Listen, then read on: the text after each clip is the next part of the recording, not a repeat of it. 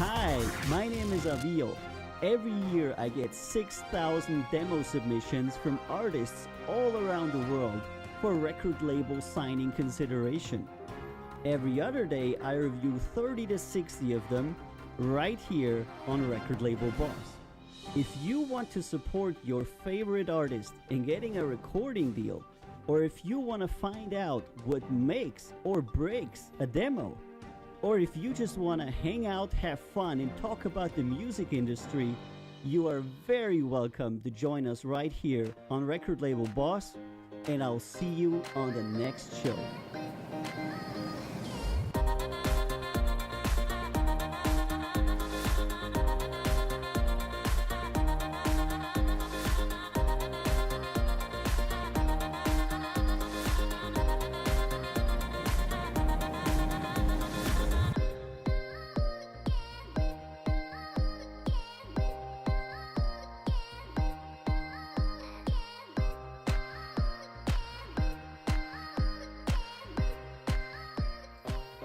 Hello and welcome to Record Label Boss, and it is Wiki Wednesday. Welcome to Record Label Boss on the 27th of January. This is your boy Avi on the microphone.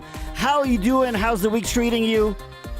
Today we're gonna have a whole lot of interesting submissions, and you all know that on Wednesday we have Weird Wednesday right here on Record Label Boss, and that means that usually on Wednesday the submissions are weirder.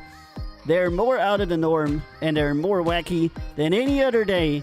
So welcome very much to Record Label Boss with your boy Avio.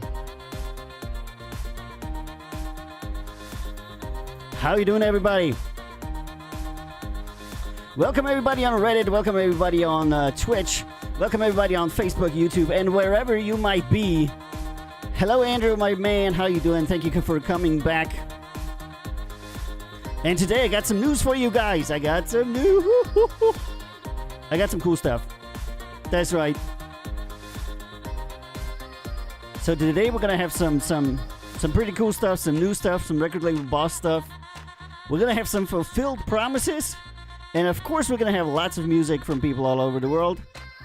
And it's gonna be an interesting day today. Thank you so much for joining. What's up, Scotty?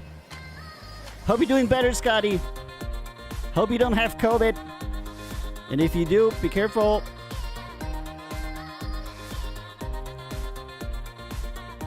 We're gonna have a good one today. And today, my friends, we are going to review Chicky Check 30 submissions. And I'm just quickly skimming through them. There's no multiples that I can find. Still sick. Hope it's not COVID. Hey, Delta, how you doing, my man? I hope you're doing all right there in Italy and having a good time. That's right. All right, and in case you guys didn't know, yours truly has been on Clubhouse for a while. So if you don't know what Clubhouse is, it's a pretty cool app where you can get in touch with a lot of people from the music industry. So if that's something that you want to do, you should explore it. It's currently in closed beta, cool app.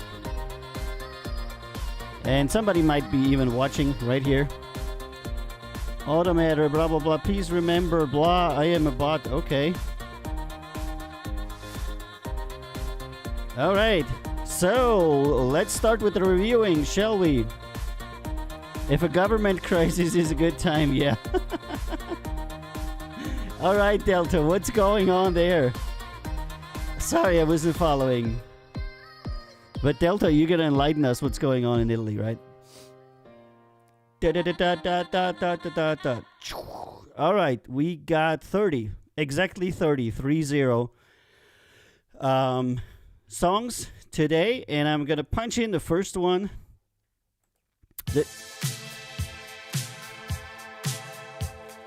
This is Quiet Type. Quiet Type, Color in My Dreams. Electropop commercial. Oh, Prime Minister is going to resign. I think I read that some days ago. But isn't that the norm in Italy? Don't they like do that every 8 months?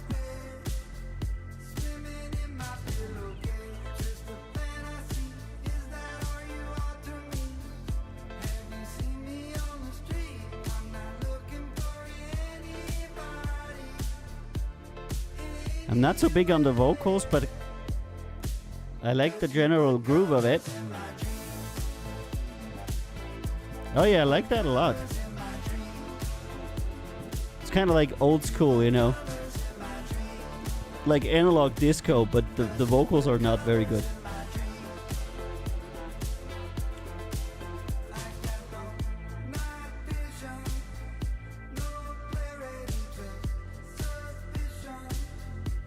Yeah, I like the music too.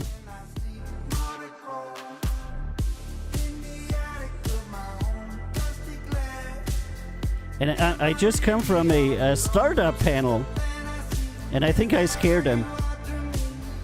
So it's part of a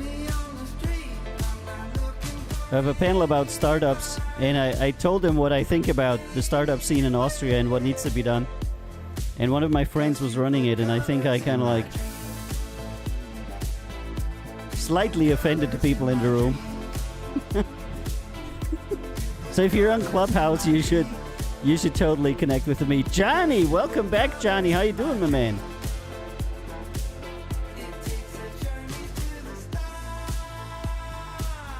Yeah, I'm totally gonna second round this, and I'm gonna tell the guy to learn how to sing. God damn it, he needs to take these vocals off.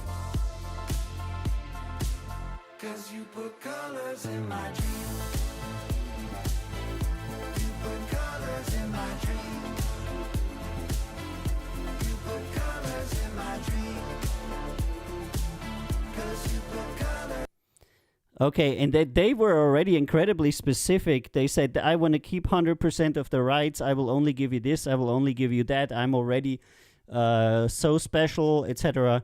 So, you know, a lot of artists, well, I mean, I respect that. He said that, you know, there's essentially no way in hell he's going to work with a label. So probably I'm going to kick him out in the second round. But pretty cool song. All right, next one. Jeannie Halstead, USA Mother. Johnny says perfectly perfect. How you day? How's your work, buddy? I'm doing good. I've been very successful networking the last few days, and it has been very enjoyable and very nice for me. I met a lot of people from the music industry. Made a lot of connections with artists, songwriters, and very, very cool and knowledgeable people. And that's what I've been doing 24/7 pretty much, networking. Like, all the time. Because it's really important, you know. And also I want to expand our organization in America and find more people to work with us there. Because it's a very cool market. And what did I do? What did I do for my friends? I did 3 things for you today, my friends, that were actually work.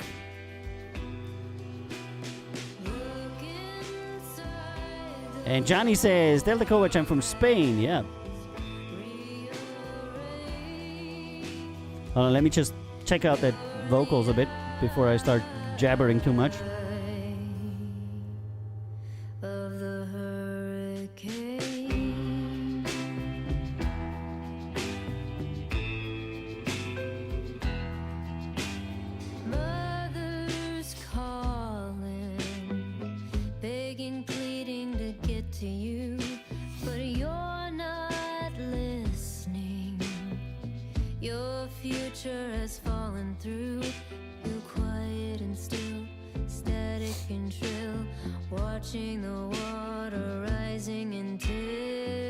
Yeah, this isn't bad either, is it?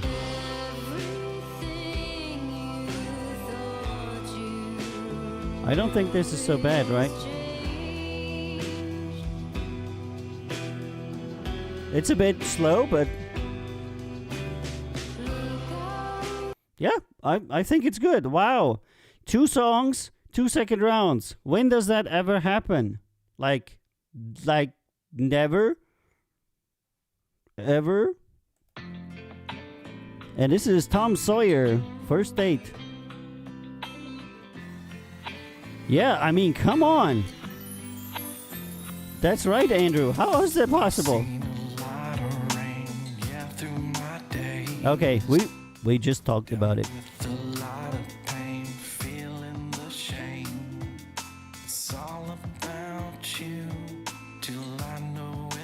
All right, Johnny, you're not allowed to speak in tongues. No foreign languages that I can understand. And thanks for the thumbs up, Justin.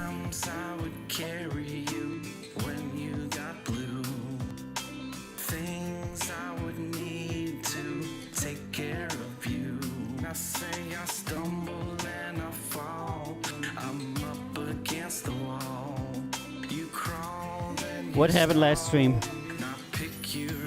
I used to speak my dialect in Portugal and they understood it. Sea people are sea people everywhere. Oh, really?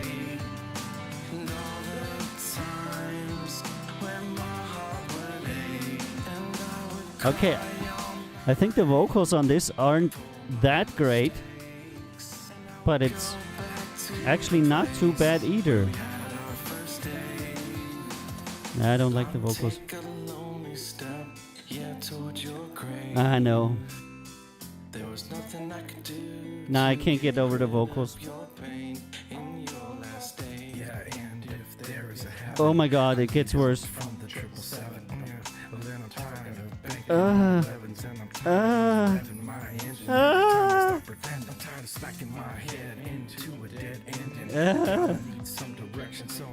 And good music that is really dragged down by the fairly improvable vocals.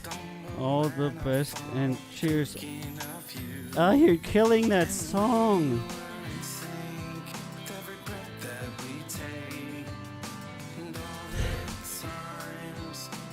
That is so disappointing, you know, when somebody makes a nice song and then and the singing, you know, why? Why? Okay, this is Child versus JJ, Sleepless. Electropop rap.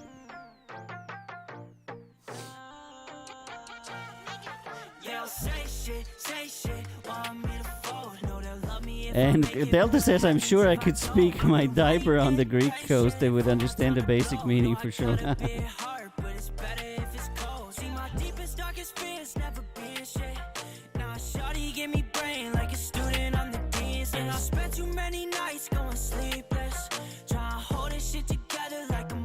Yeah, the south part is always the best part, right?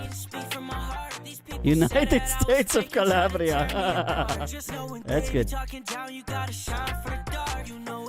This song is also not bad. What kind of weird Wednesday are we having today, guys? I'm not really getting what's going on here. Got the shit on my own. I can never settle how to get on with the show. That's not bad either. Put me in a mix. If you steady speaking on me, you can swallow up this. They'll say shit, want me to fold. No, they'll love me if I make it, but what happens if I don't? Yeah, some more melodics. For my time to blow. No, I got a big heart, but it's better if it's cold. See, my deepest, darkest fears never been shit. Now, shawty give me brain like a student on the dean's. And I spent too many nights going sleepless, trying to hold this shit together like a motherfucking scene. Yeah, I'm praying. Okay, second round for this one as well. It's not bad. It's not bad. It's very little sky, says Andrew. And the next one is a crystal clear moment from Sweden once again.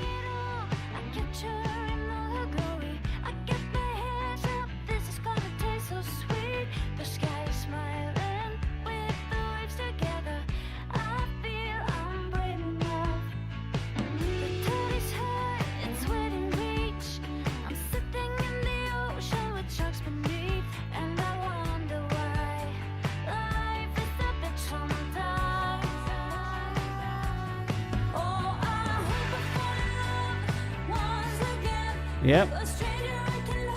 That's right, John. It's well produced.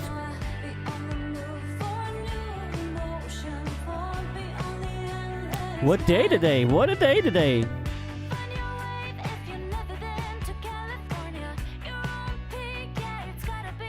What can I do other than second round it? What's going on today, guys? What did you do to my weird artists? Did you drive them all away? Did you like do something weird or funky so that like they're all of a sudden started to become real musical or something? Yeah. Wow, what can I say? I am mildly I'm more than mildly surprised, man. All right, the next one is the Wu-Tanglers from Austria. Oh my god. Austria is in the house. There is nothing. Blah blah blah blah blah. Hard rock. Okay.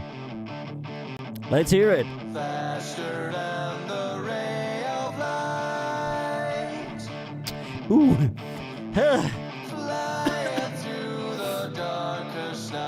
Yeah, I'm not sure. Breathe, it's getting really hard. That's the scream and hiding. Heh. Heh.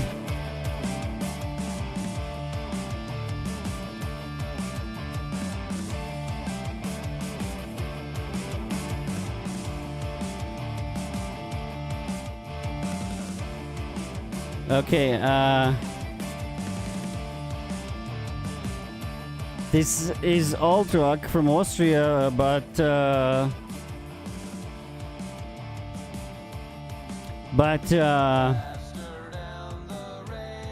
no.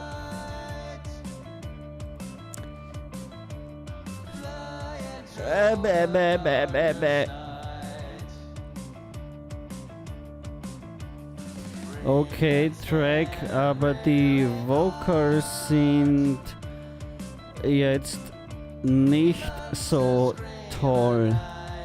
Sonst ganz gut, aber da muss man noch arbeiten dran. LG Burschen. Not Burschen.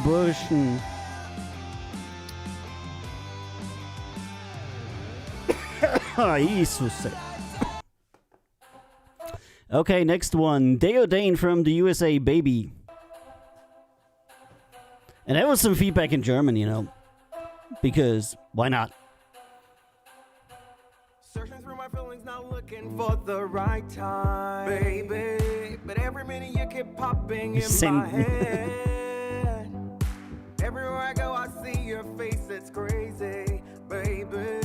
What do I do to just be done with you? Ooh.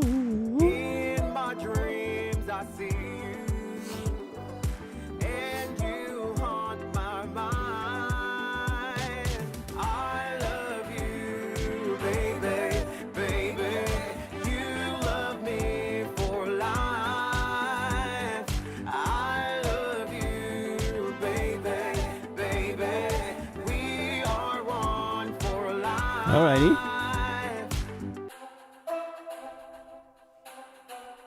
Interesting so far. Every part of me just kept on longing for you, baby. With my senses scattered all around. Even if I try, I just can't stop, it's crazy, baby. And I just can't take it anymore. Deodane. In my dreams I see you. And you haunt my mind. I love you, baby. Okay, I'm second running this one. Because why not, you know? It wasn't that bad. I mean, seriously, it wasn't that bad. Okay, next one is Ger. Ger from Ireland. To be with him. It is supposed to be commercial. Commercial. Commercial! You spoke, but you held me in hope that I knew what you had been through. And I The voice needs to be mastered, but nothing you can do. Baby, baby, we don't have any original lyrics. Baby, baby. A tri-fail is that is so funny. Maybe we throw in some higher pitched singing. Baby, baby. Maybe we repeated the I love you part. Baby, baby.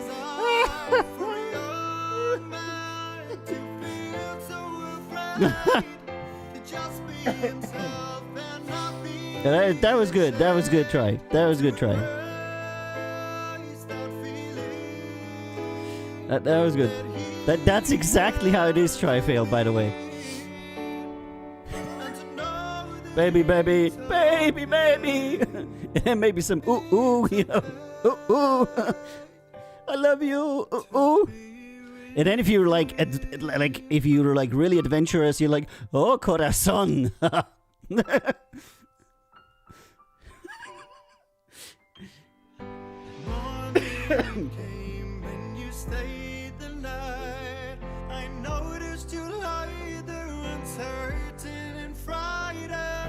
All right, I have to decide what to.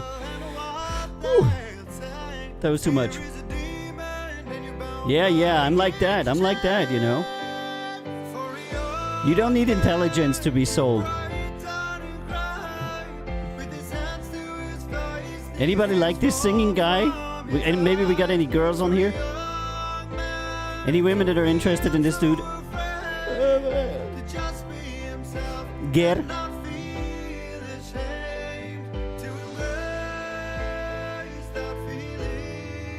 Yeah, this is submitted under commercial, yes.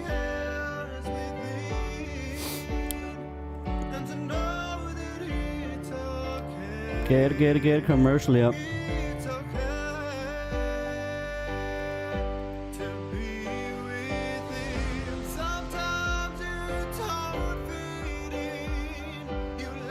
Yeah, it's okay, but I don't think it's strong enough.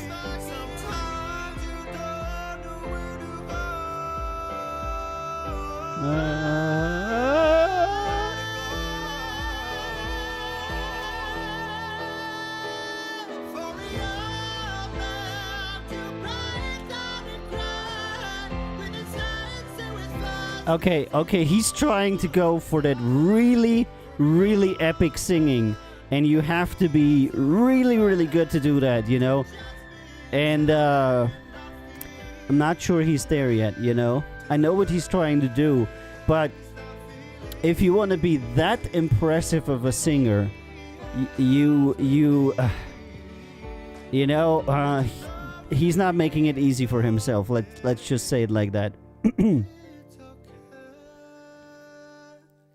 Okay, but I listened to the entire song. Decent effort. Good track with some really strong moments, but also a difficult track where the vocals sometimes fail due to that. All the best and cheers. It's like you bit off more than you can chew, you know? Okay, next one. Maximus Rome.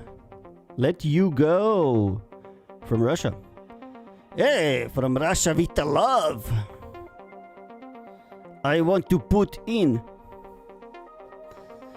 Alright guys, in case you're wondering what the new things are today, then I want to direct your attention towards this little phone number here on the side. It says call in, because I finally managed to set up my mixer and some software to where I can actually receive studio callers and talk with them on the show. So if you want to be on Record Label Boss and chat with me about anything, or you want to rate some songs with me, you can call in. And then I'm going to put you on the show, and you're going to be, what's up? Caller number one, you're on the show. You know, it's going to be totally good.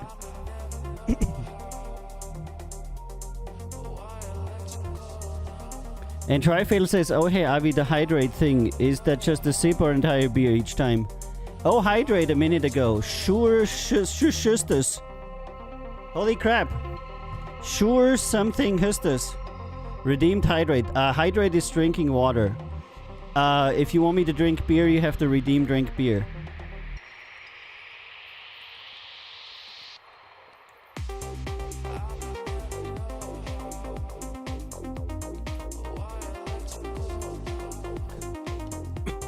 Yeah, I'm like Joe Rogan.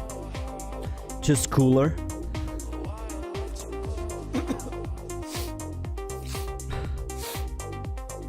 Yeah.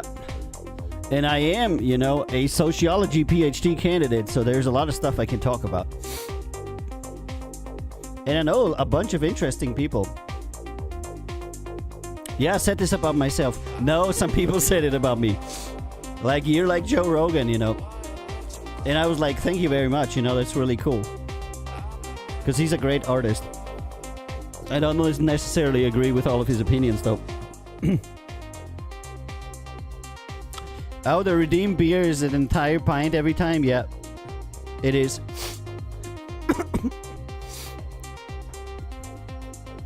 All right, catering, we have redeemed to drink a beer. Catering, please conduct that. Thank you very much.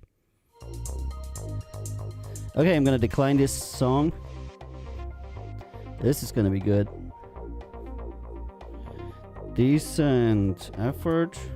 Okay, track with some good bass and vibes, but improvable in structure and variants. All the best and cheers.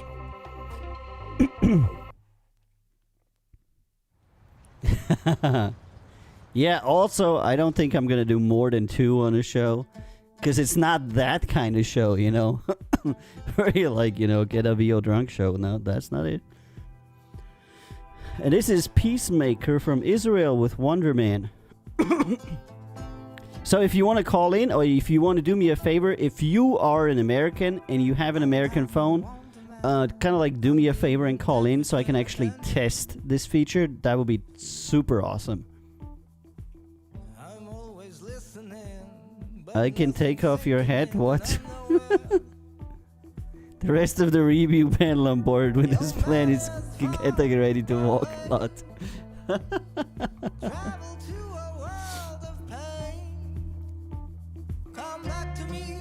Hydrate, yeah. By the way, if you want to chat, you need to follow us on Twitch.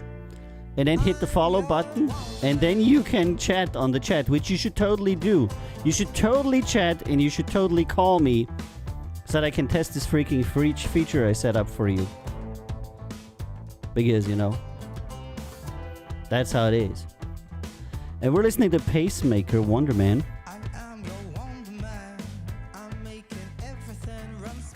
No, I don't like it at all.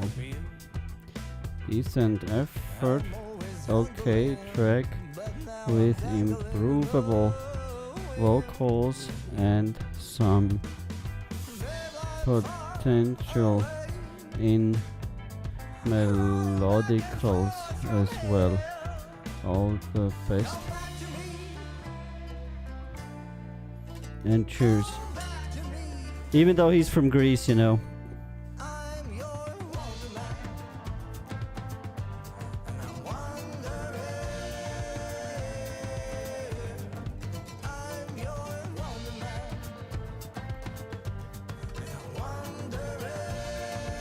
Uh-huh. Alright. Okay, now I gotta catch up. Catch up on reading the chat. Get the vocal out. That's disappointing. If you give Avi a compliment, he'll give you a VIP status. Who doesn't want that?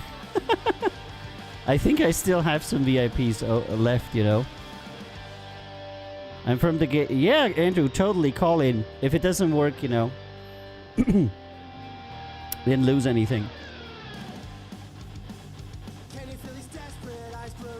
And I'll bring this over here so you can... Because I had to do some cabling for this, you know.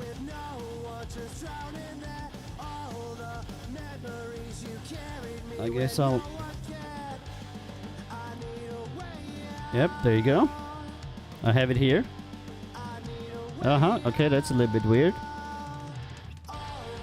And this is Sam McCulloch from the US. All my demons are friends. Oh, wow, thank you very much. That is so great. What a show today. What a show today, my friends.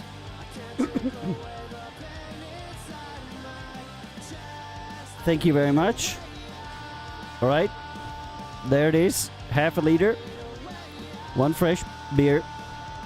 Who redeemed it? Andrew. Oh. All right, guy. I do. Cheers.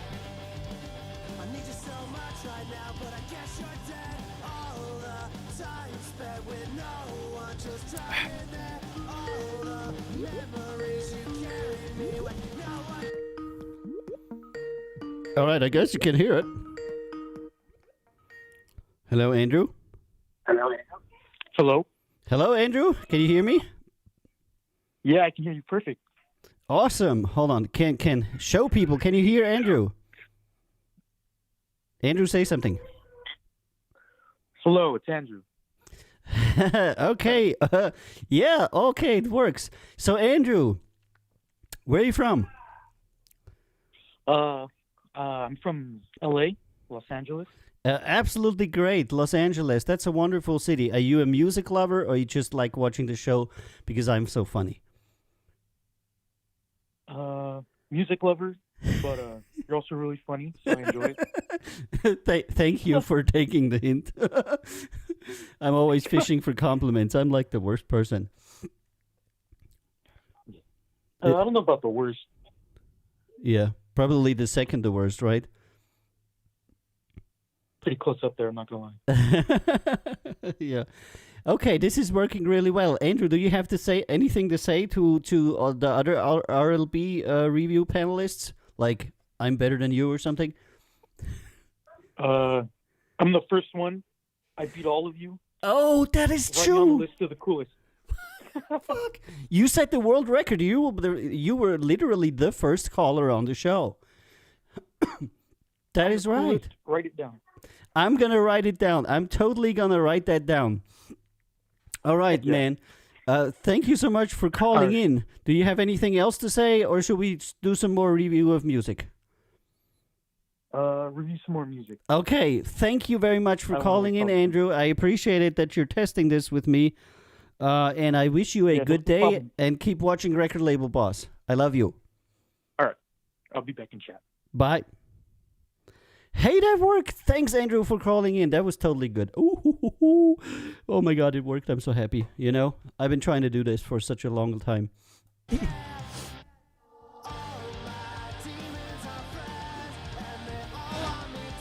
You're back. Oh my God. Hey, Andrew, thank you very much. That was totally... You're a total hero for being the first one to call in and for not being afraid to call in, you know? I didn't need you, like... You don't need to, like, talk for 20 minutes, you know? But I just needed somebody to call it and see if it's actually going to work, you know? So it's actually a Skype-in number, you know? So that people can call in just with the phone and it doesn't cost a lot of money and it's a lot easier than all the other call-in solutions that I tried where you have to, like, go to a website and set up your camera and all kinds of stuff because everybody's got a phone, right, you know? And you're calling a US number, which is actually the number of Kanzero Records, and it's just hooked up with the mixer. So, Andrew, you're a hero. I love you, and you will forever be remembered in the memory of Record Label Boss as our first caller. So, that is your achievement for today. All right, and we're listening to Sam McCulloch, USA, All My Demons Are Friends. And it was Andrew that redeemed Drink a Beer. Oh my God, I'm just now seeing this. I would... So cheers, Andrew. You had a big impact on the show today. First with the drinking and then with the calling.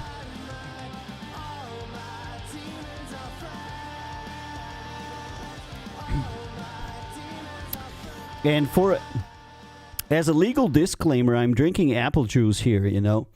This is not really beer. Hello, Twitch. We are not consuming alcohol in this show. This is apple juice. Mm-hmm.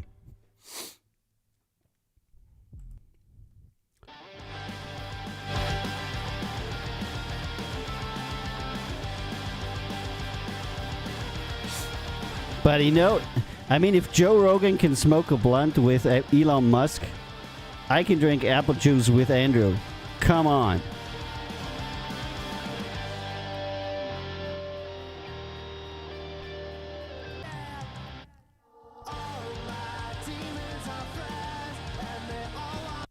Oh my god. Try, fail, repeat. I'm sending emails to lots of Chinese places in Austria with an intriguing question about their duck dinners and a call me back. Oh my god, try. You have to come on a show with a call in or something one day because you're like hilarious. And Delta says I can confirm in Austria and Germany drink a lot of apple juice. That is correct. So contact me, Twitch, if you got problems. Yes, we drink a lot of apple juice because we have so many apples, which is true. And this is Willie Matteo and Kaya Rochelle. Back to the streets.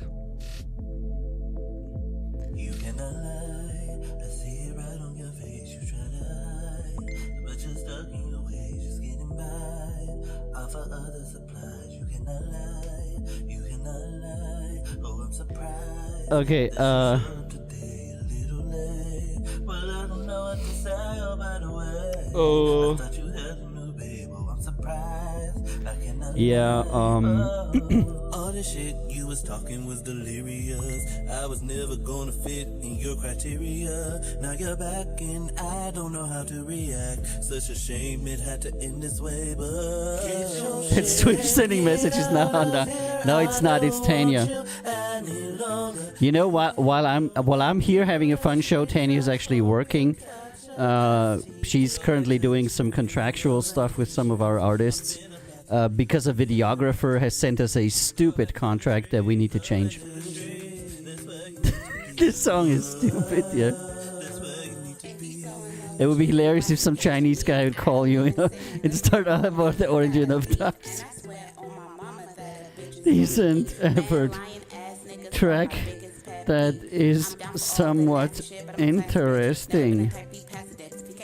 Vocals could be improved. All the best and cheers. Vocals are strongly out of key and oh yeah, by the way, about Train Records, by the way, I wanted to register the domain trainrecords.com, and guess what?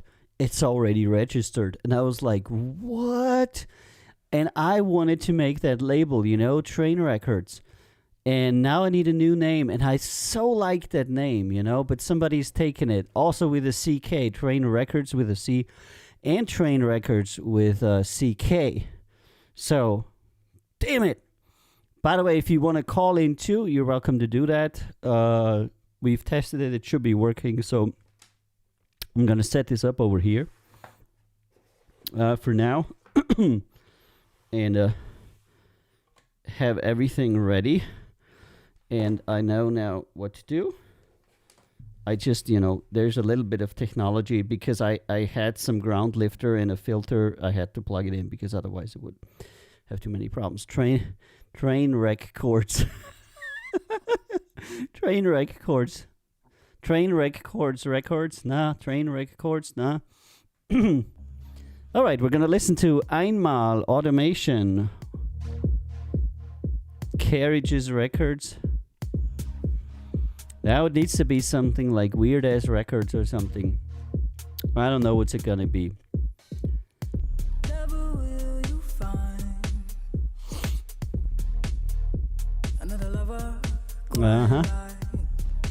Yeah. And we're listening to Einmal Automation. We're gonna keep that going for its EDM a little bit. It says it's EDM. And the second thing I wanted to talk to you about is up here. It's recordlabelboss.com. I actually finally, registered the domain and made a web page for it, with like all stuff's record label boss. Fat Mike would probably sue you, the guy behind the Fat Records. Yeah, it should be something that, is unique. It's difficult, I know. But by the way, if you want to go to recordlabelboss.com and check out the website there, it's pretty cool, I think. I'll go there. Recordlabelboss.com.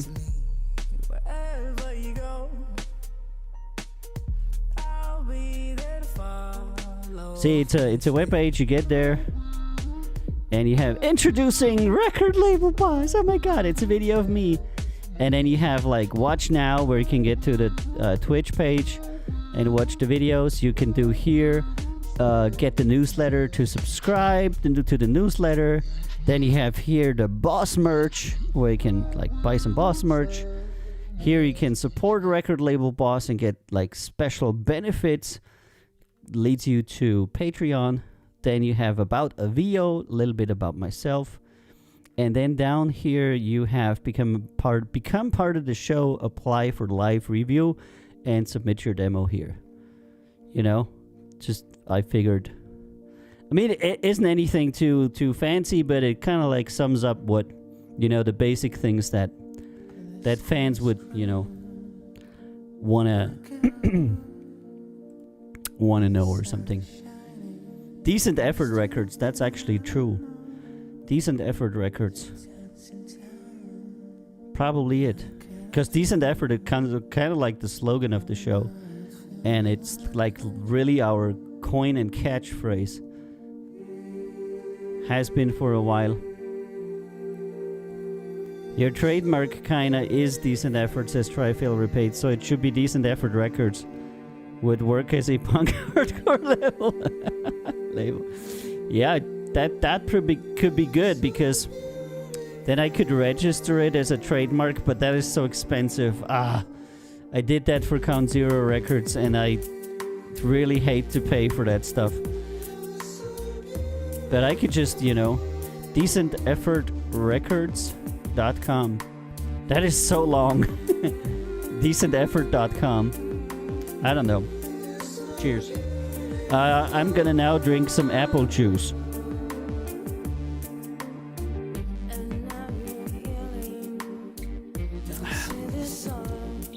Wow, it's already gone. Half a liter of apple juice, How is that even possible? And this is Miss Stakis from Russia with Niello.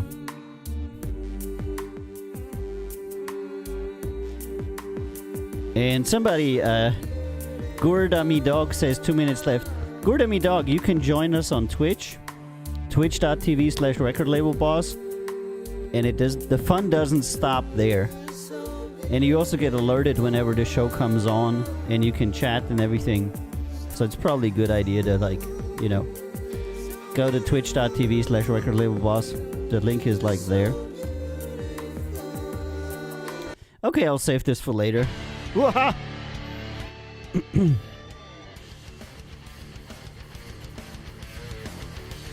And this is Leaders in Disguise by Season's Call.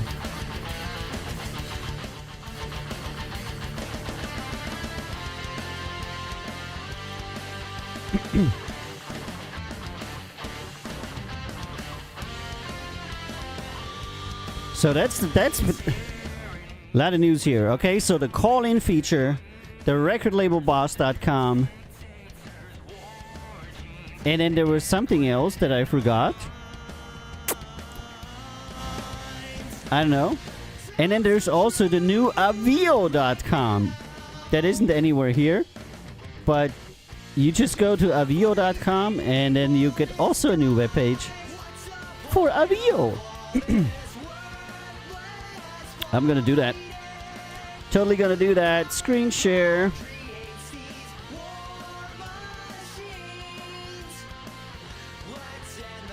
What is that? Oh, that's Avio with 2 I. Oh my god. Oh my god, look at these people. Look at these people, they totally stole my stuff. It's Avio with 2 I. It's some kind of stupid website builder. I'm gonna...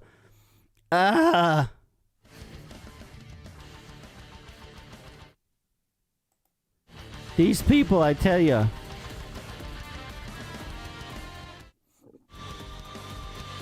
Alright. Okay, so on Avio you have Avio music videos. In case you wanna watch my music videos, right here leads you to my YouTube playlist. So you can watch all the Avio videos. You can subscribe to the Avio email list. Get some Avio official merch by now. You can totally buy this girl also. She comes with the merch, by the way. You can get support and you can support Avio and get special benefits here. And you have to click the Be Awesome Now button to like be awesome. And I know that it's difficult to be awesome, but all you need to do is click that Be Awesome button and you will be awesome, you know. Then there's a little bit whoops here about me. And that's it. You know, it's kind of like the same website. And I'm going to expand it and put a little bit more stuff on there from time to time. Like my songs and song links and stuff. But I figured for now I needed something that was a little bit disconnected. Decenteffort.com, it's $7.30 a year. Oh, that's good. That's good. We're going to do that. Yeah, the shirt isn't $3,500. What are you talking about? When you click Be Awesome Now, you go here. View the public page. And here you have... This is bad music for the background for this.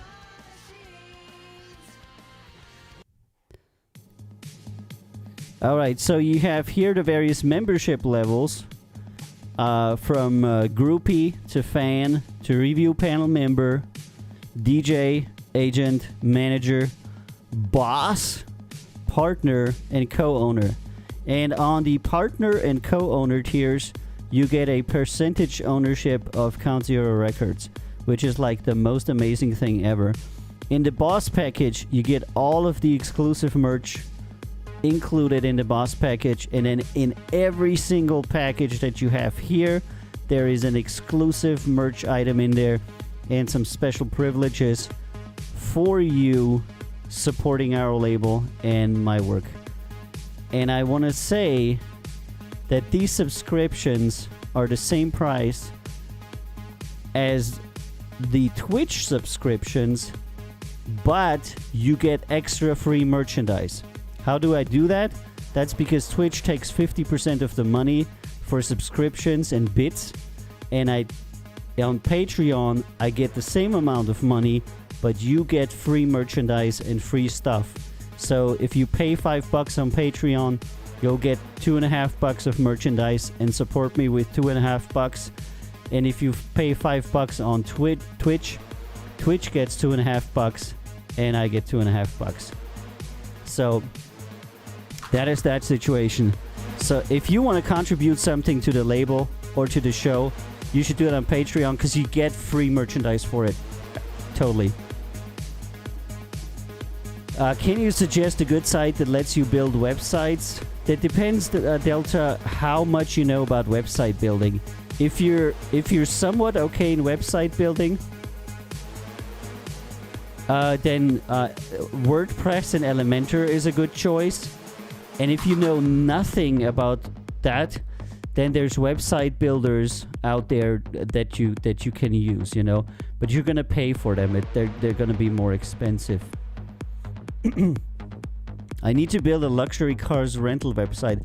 I actually used to be the manager of the largest electromobility rental company in Austria at a point, and I had about 3,000 vehicles I manage them, and we had built our own custom software because there's a lot of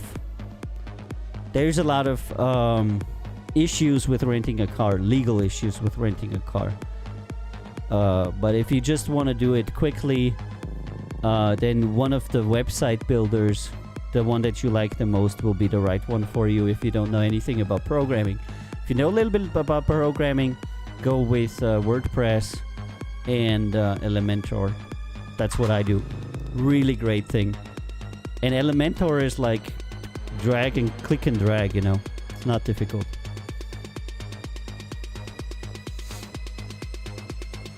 And I'm not paid by WordPress or Elementor or anything, you know. Quite to the contrary, I pay them.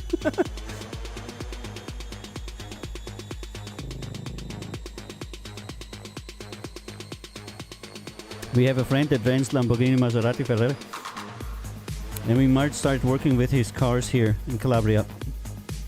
Okay, so insurance is going to be your number one issue. Like people wrecking the car, people scratching the car, people damaging the car, and they will then try to hide it. So if you're renting luxury cars, intake is your biggest problem. You'll need to have a car guy in your team that is going to inspect that car inside out, because people will damage it and not tell you about it and then bring the car back. And if you let them go, you'll find out that they did like $30,000 of damage. Because we used to rent like Teslas, like the 800 horsepower Teslas and other stuff, you know, and people will always be like smart and try to damage them and return them. Yeah, I know what you mean.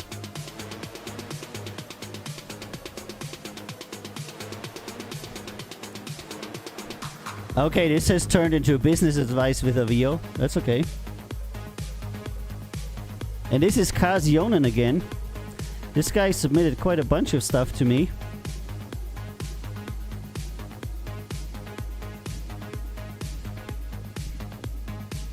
Okay, so you're just the guys renting, like bringing the customers for the rent, and you're kind of like a sales agent, yeah? That's good, you know, because that business is tricky. So what we had a mechanic on site that would inspect the car when it was coming back. So we would let the customer come in, and as soon as the car parked, the mechanic would go out, and while we were like debriefing the customer and doing everything, at the end of the rental, the mechanic would literally inspect the car.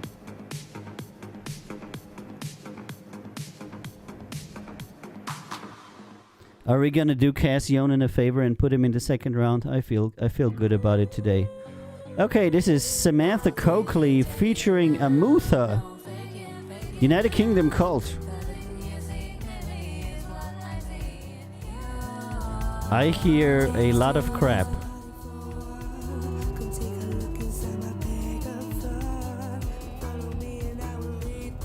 Now there's a lot of things that don't fit in this song.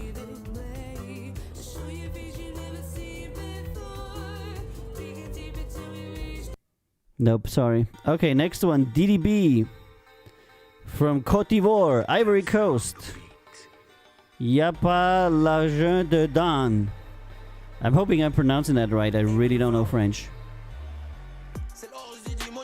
Je veux du Vélisari, on coupe un minimum, bim bim, vroom ma sini, là le monde fait le bruit de 9 milli, brr 9 milli, je veux ta meuf au mini, un massage fini, peu par go de Guinée, je marche tous les carreaux, je suis Billie Jean, je veux massage fini, peu en Philippines.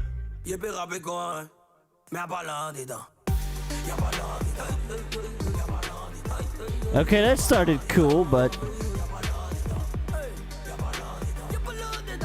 it's interesting, but I'm not sure.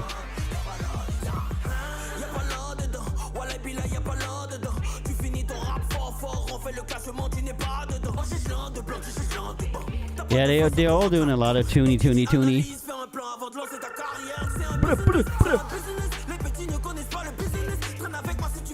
Business.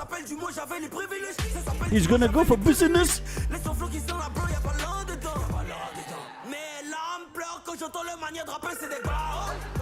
C'est des barreaux, sont au courant que je suis leur chao. Que des putains de fumeurs de pao. Ok, ciao, allez, ciao. Et c'est pas un sens, c'est un garant.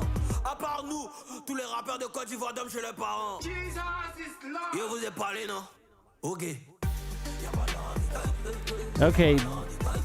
Yeah, it wasn't so bad, but it's gonna be a no for today, but interesting / promising artist, and this is Tisha B. Taylor and the Soul Rocket Orchestra from the UK with Twin Flames.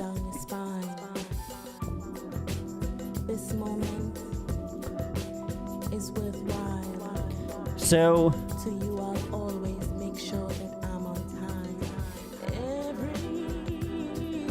moment no, I declined it. feels like it was It didn't get second rounded. I said no. hearts are racing.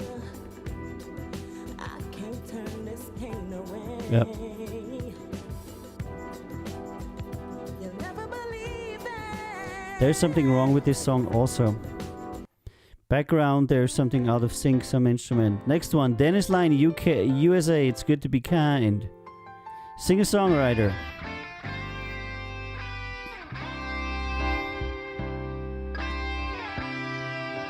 All right. At first we thought, how bad can it be? Yep. Our lives just stopped. It was so hard to believe. Began, thoughts I'm were not sure. racing through our minds. When tomorrow comes and the world makes Something's sense, bad with the recording. just remember it's good to Be kind. Kindness and love. share love Hmm. as people pass you by. Something's wrong with the recording. Strong for those who need you now today. Is when tomorrow comes and the world makes sense. Just remember it's good. Nope. Not bad, but not usable. You'd have to re-record this completely.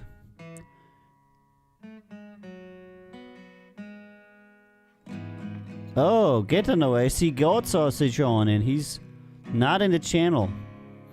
That is shameful. That is shameful. Sausage should be totally in the channel.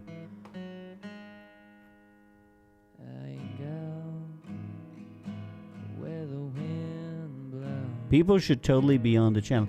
Maybe it doesn't show it right. Maybe it doesn't show it right. I don't know. Huh. Tyler McCoon, no. Okay, no. Vaco from Georgia. Alrighty. So what I wanted to say about Record Label Boss.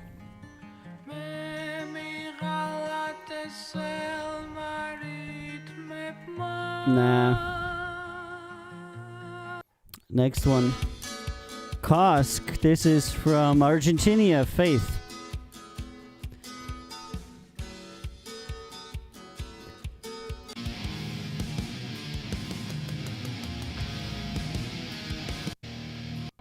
Okay, nobody's singing on this track. Okay. Omek the God, USA, Larry Bird. Sorry I'm skipping through, but when it's really easy to decline, I just have to do it, you know. So we actually have time for the artists that are worthwhile, that are worth, you know, getting a deeper look. Nope. Sam Seibert, USA, Falling Skies. So interesting.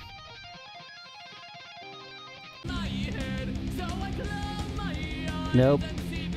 Okay. This is a cover. That's a no. Guillermo Matorel from Spain. La Mara es Morta. Cinematic epic. Is this gonna be another piano track? It's 1 minute long. Yeah, no. I don't even know what people submit to me. I just don't know. Why?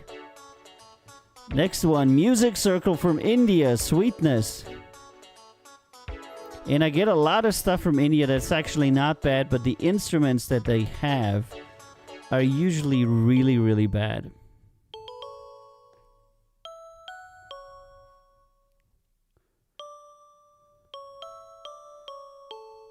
Come on.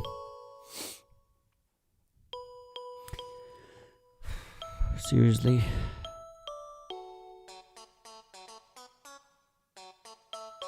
Hello, sir. I submitting you a very funky record.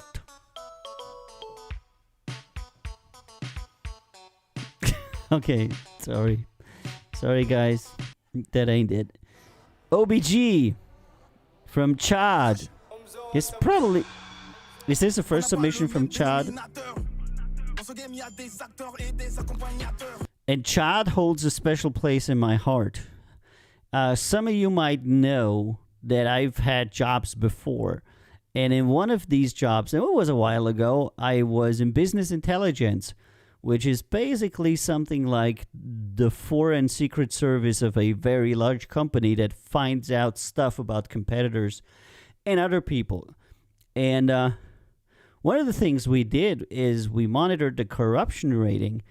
And for like 10 years in a row, Chad, the African Republic of Chad, was rated as the most corrupt country in the world. So for me, Chad is a special place. Personne ne peut me sauver à part le créateur. Devant un tour d'un moi j'appuie seulement sur l'accélérateur. Tous ceux qui font la gueule là, je suis dans le game, je les vois pas. Ils croient qu'ils brillent, mais au fond c'est le blackout. La bouche qui mange pas, et le parle pas. Ils ont tenté de me killer, lié, crucifié comme le Messie. Mais Dieu soit loué, ils se sont eux-mêmes humiliés. Je l'ai réussi, je suis un master, mon RAP et ASAP. La trappe pour moi c'est tour de passe-pas, chap-chap. Faire des tubes, c'est mon passe-temps. Confond pas hip-hop, bref, casse-casse. Pas ta zig sous donc elle fait la... See, you get a lot of gems here. You get a lot of gems on this show. Make it stop, says Mr. Kirk Powers. Only if you come join us on Twitch. Alright, Omek the God. United States Illuminate.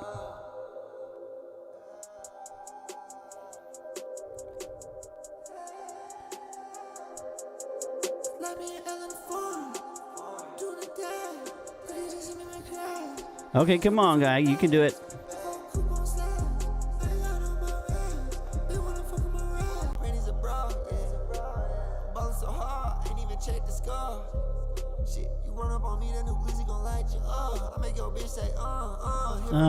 No, sorry.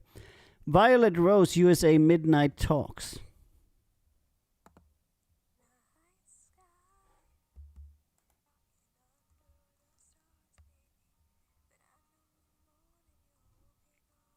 It's a girl singing into the camera. You can't see it.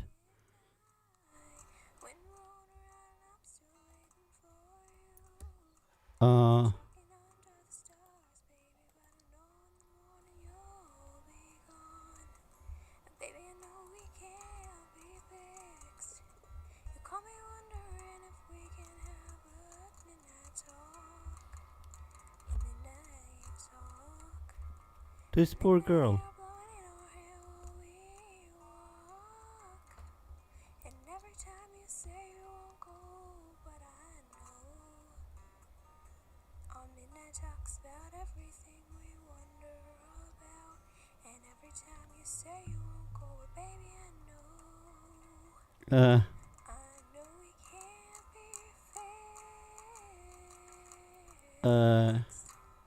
Okay.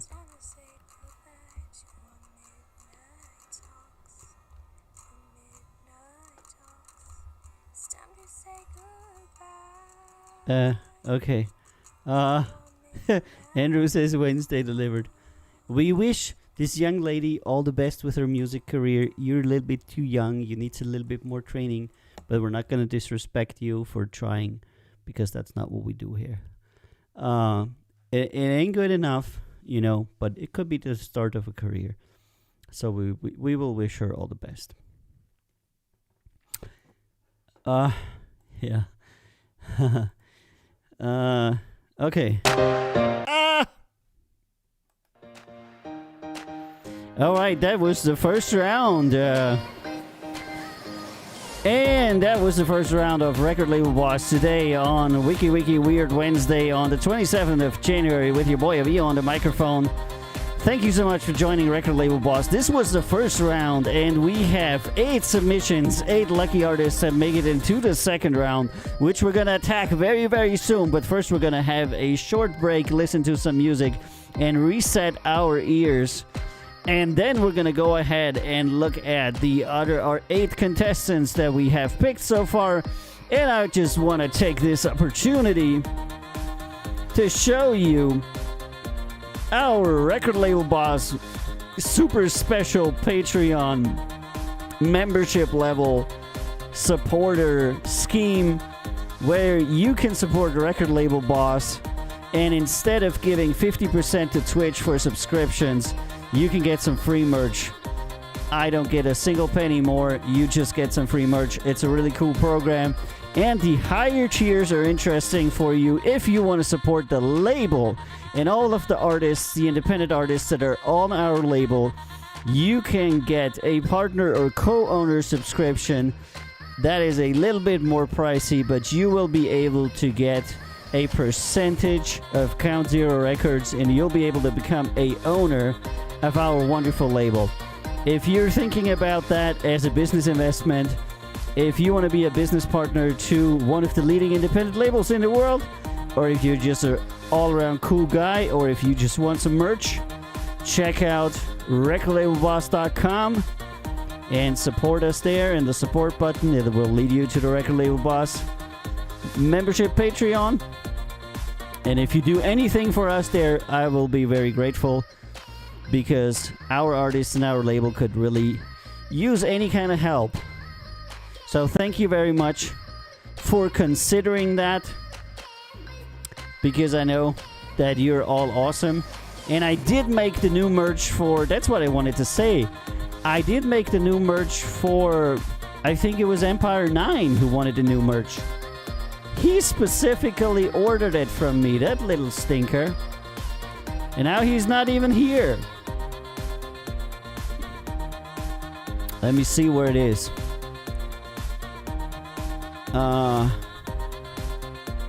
There you go. There you go. I made these jackets for him because he said he wanted to have zip-up hoodies.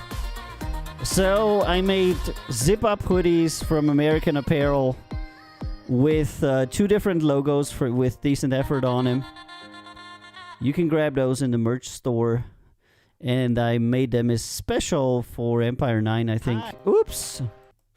Who hit the wrong scene there? To lose belly fat, stop doing cardio. What? This sounds backwards, right?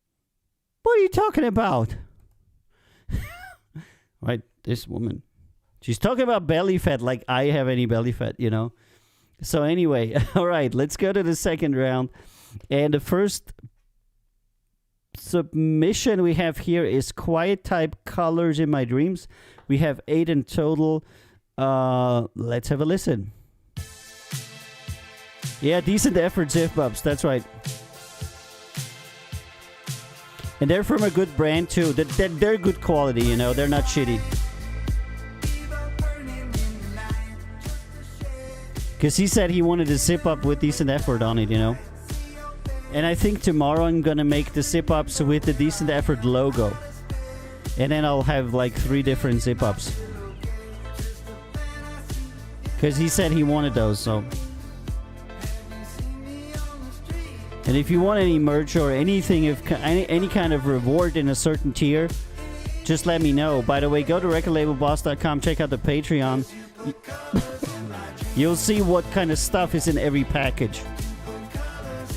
And if you want a different package, I'll make one for you. Don't worry about it. But it's a lot more efficient to support us there than to do so here, you know. Because I really don't want Twitch to take 50% of everything my viewers, you know, donate. Because that's hilarious.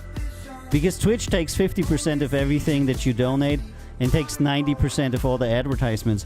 That's why I'm not running advertisements, by the way, you know.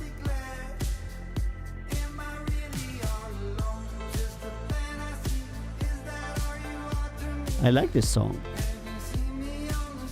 But the vocals...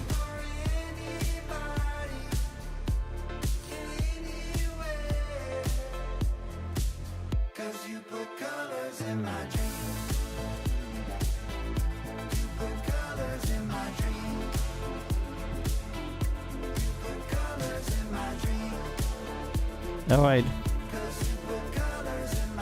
Yeah.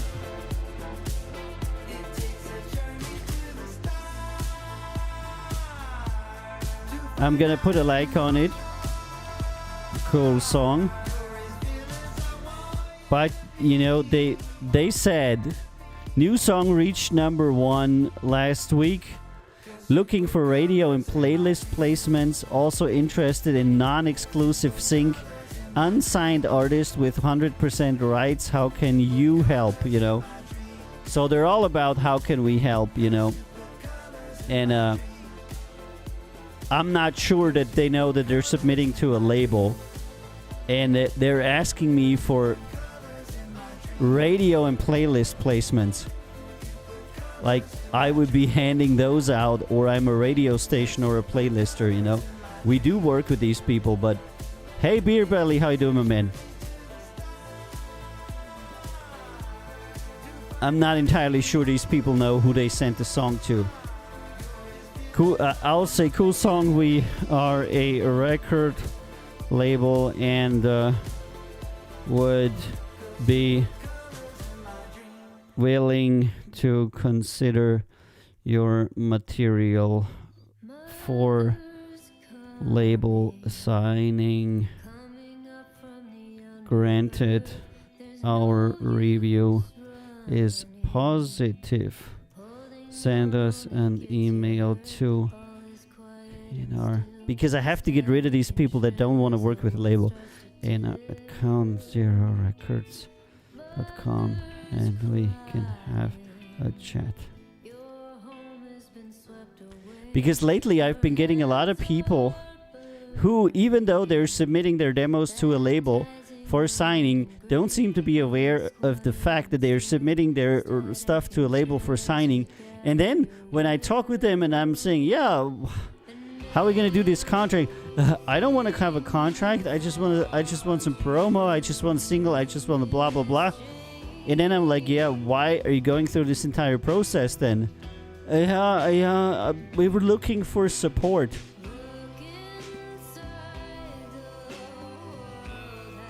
I don't know. You just wasted 5 hours of my time that I'm never gonna get back in my life. Alright, and this is Jeannie Hellstead with Mother. And then you have people that don't show up at the appointed time and you're like left hanging by yourself. And you think to yourself, wow, you go through all of these troubles, you submit, you pay for it. And then you finally get okayed. You talk with them, you arrange, and then you don't show up. And you never find out why they didn't, you know? Those are the mysteries of artists. Only they will ever understand it. It's kind of like renting a car and then not coming to pick it up but still paying for it, you know?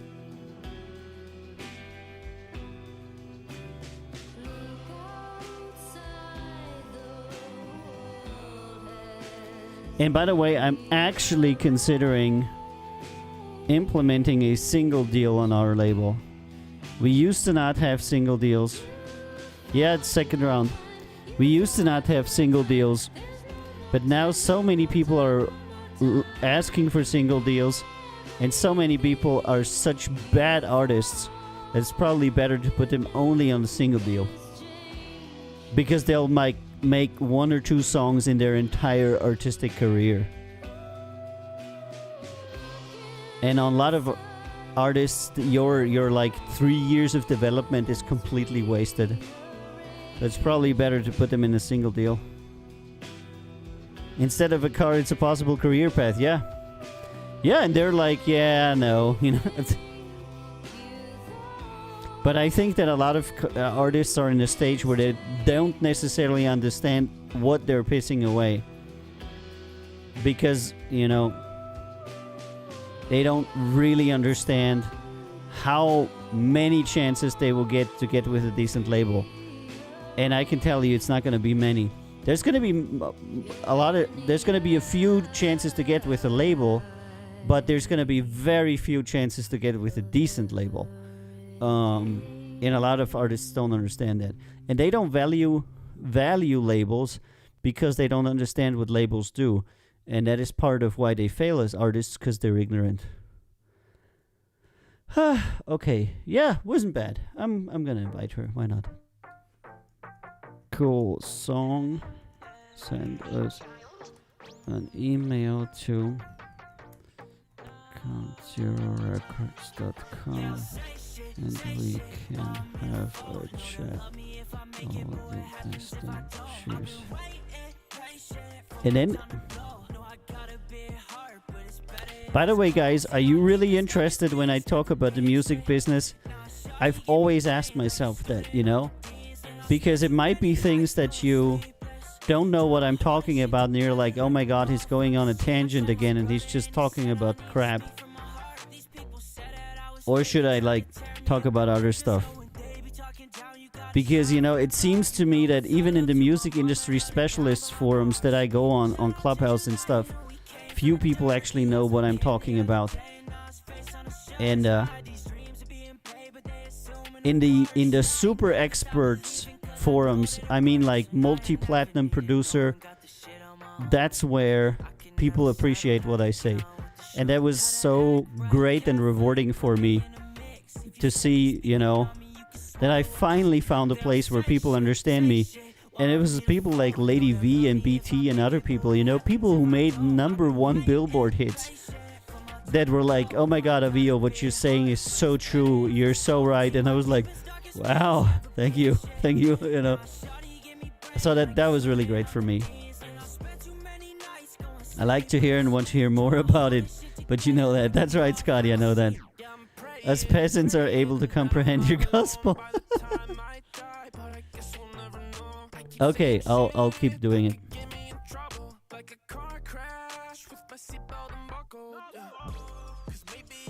Cool song and music. Yeah, so ignorance is the greatest problem for artists' careers. They don't know what they don't know, you know? So you'll tell them, we do publishing for you. They don't know what that means. And that's why they think that what we're doing is useless, because they don't even know that it exists, you know? Like, most of the stuff we do for them, they don't even know exists. So it's really difficult to convince somebody that your service is useful when that person doesn't even know that what you do exists, you know? It's kind of like, I don't know, you have an electrician coming to fix the electrical system of your house, and you as the owner of the house don't even know that electricity exists or that you have an electric system in your house. And then you're like, yeah, I don't need that. And then the electrician comes and says, yeah, you need it. You plug in your computer and everything. And they say, no, that's just the plug-in at the wall. I don't, you know, I don't know how many analogies I can stress for this, but it's so difficult for me to make these people understand it, because in order to understand what we do, you need to understand why you need it. And it's like a whole thing that they don't know anything about. And if I were to only like tell them about all of it, it would literally take me hours to get them into the basics of the music business, because they don't understand that. So usually it comes down to trust. People either trust me that I do something for them they need, or they don't. But very few of the people actually consciously buy our services. And that is so funny. So, at least to me, I thought I would have informed customers that would come to the label and be like, yeah, You're gonna do this and that. Super, yeah, cool, really good. You do this for me. And what I really have is people who either believe we're total crap or who believe we're the best, and they sign because of that reason, but they have really no idea what's going on in the background. Because they, just want to be creatives. But they still also want to negotiate their contract with you. So that's always a funny place to be. Okay, Child versus JJ. Oh yeah, a totally great story. So I was in a panel with Lady V, who's, by the way, totally awesome. If you're watching this, Lady V, I love you. And she wrote a #1 hit for Armin van Buuren. And I don't know how much you are into, trance and EDM and stuff, but Armin van Buuren is a pretty well-known, mostly trance EDM artist. And we were in a songwriter panel, and she said in that panel that she had made $1,600 in songwriting fees for writing this #1 Billboard hit for Armin. And that is everything that's wrong with the music industry. Because you have a talented songwriter who literally delivers a #1 hit to an artist, and they get $1,600 for it, and the artist and his company and his label make probably millions off of it. and the people that actually made it get nothing. And that is so unfair. Oh, trans man yourself, Scotty. Good. Then you definitely know Armin van Buuren. And he's a nice guy. I'm not saying anything against him. I'm just saying that's the state of the music industry, where you have writers like Lady V who didn't only make one #1 hit for Armin, but made 2. And on each of them, she received $1,600, And she says, I don't know what to do. I'm writing songs for people and that they go #1 with. And I can't even pay my rent with it for a month, while other people are making millions with it. How's that fair? And I said it's not. And I was in there as kind of like the indie label guy, and people were arguing, how are we gonna change that? What are we gonna do? And I said, shatter the system. This system is unremediable. It cannot be remedied. And there was, of course, a lot of people in there that didn't agree with that. But I said, the way that it is now, there is no remedy for this system. And we need to be part of the solution. And for us, that solution is direct to fans. Which means we connect the artist with the fans directly without the entire distribution structure of distributors, stores, labels, etc. Which means you make the music, we release the music, the fans directly buy the music from us, and we pay everybody involved a fair wage. So if that song makes $1 million, songwriter gets 100,000 at the very least. Label gets something, artist gets something, singer gets something, and I don't need anybody else to tell me how to do splits. Take control of your stuff. F the recording industry, and I said that, and BT, who's also a very successful songwriter, probably multi-platinum, he was like just ecstatic, and the room exploded in cheers, and people were like, oh my god, you're laying it on them, you're so great, I want to connect with you. And I was like, wow, here I am, this small indie label owner in a room full of $1 million people, and I have to tell them that they need to wake up from a dream, and they need to take control of their own destiny. Wow, that was probably one of the most amazing moments of my last 3 years, at all. That was just crazy.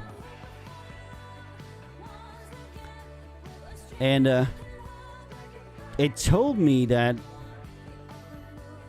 the people that are the top of the game in the music industry could get behind my vision and would get behind my vision. And I asked BT and Lady V to do a panel with me. And I'm trying to get, people to work. And I'm not sure if this rebellion is going to be successful, but I sure as fuck can try, I'm gonna run my company, my label, and my artists in a way that I think that the music industry should work henceforth. And relying on other people like Spotify to distribute your music and giving them all of the power, is not a good idea. Because these people are selling their souls to Spotify. And they think they're selling their souls to the labels, but they're really selling their souls to Spotify, because Spotify nowadays has a lot more market power than any label. So they dictate who gets paid and how much they get paid. So, that was my exploratory discourse in that. And the amazing experience I had. And, every day I have more followers on Clubhouse. If you're on Clubhouse, follow me and let's connect. I met so many wonderful artists. I met some people that I'm not allowed to tell who I met because they don't want to be bothered. But it was great.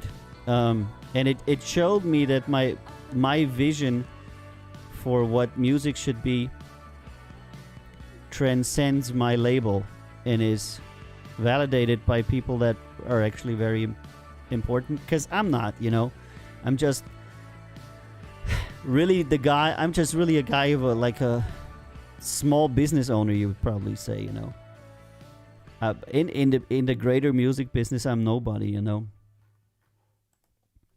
but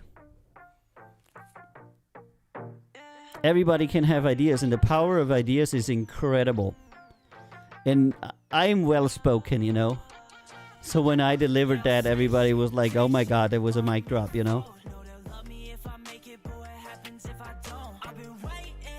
Alright, now we got to do a little bit of reviewing after the storytelling. If you have any questions, please feel free to ask them.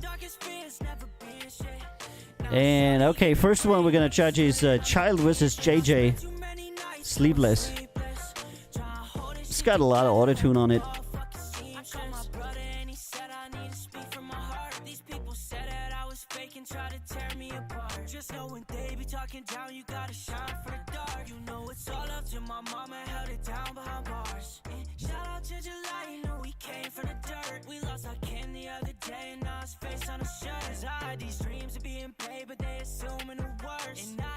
Got a little bit of autotune on here.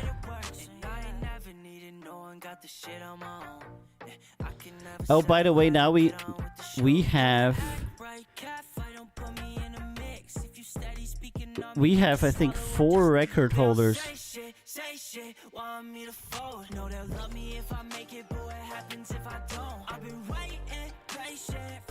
It was one guy that was the biggest donor of bits, then one guy was the biggest donor of cash, one guy was the first buyer of merch, that was Scotty, and one guy was the first caller, that was Andrew. And the biggest donor, I think, was Dominic Fritz, and the biggest contributor of bits was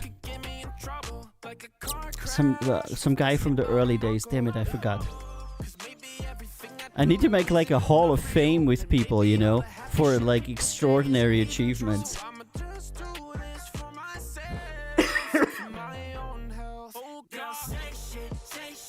Seize the means of production. Yeah, Beer Belly, that's the thought. The idea is to be in control of the entire value chain, from recruiting people and training people to, making music, producing music, writing music, publishing music, distributing music, selling merchandise, down to the venues.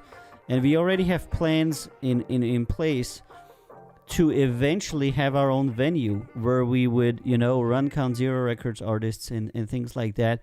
And we want to get into festival organization and everything like that. So we want to own the entire value chain of music. I'm not entirely sure that's going to be possible, but we'll certainly try. And we're going to do it with partners like we do now, you know. We don't actually do our publishing ourselves. I mean, nobody does that. You have a business contract with a publishing company. But you're in control of that contract, you know. That is the...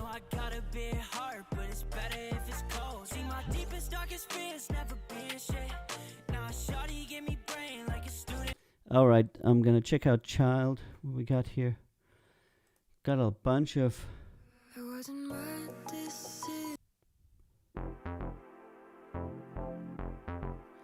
Okay, so Child and his friend have a bunch of songs that are in and around this cloud rap thingy. So I want to invite them because they both have like 10, 20 songs up here. Cool song. Send us an email to records.com and we can...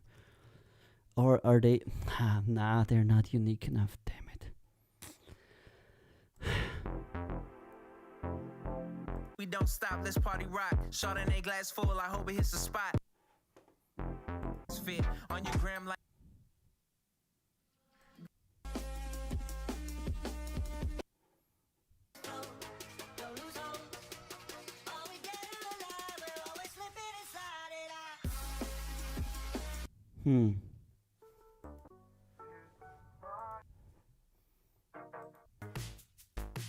Nah.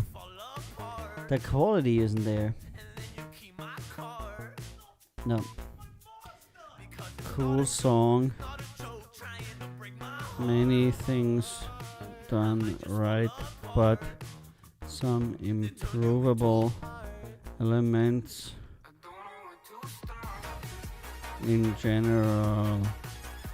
All the best and cheers.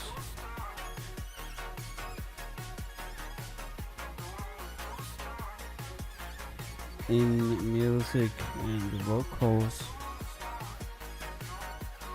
Okay, it wasn't...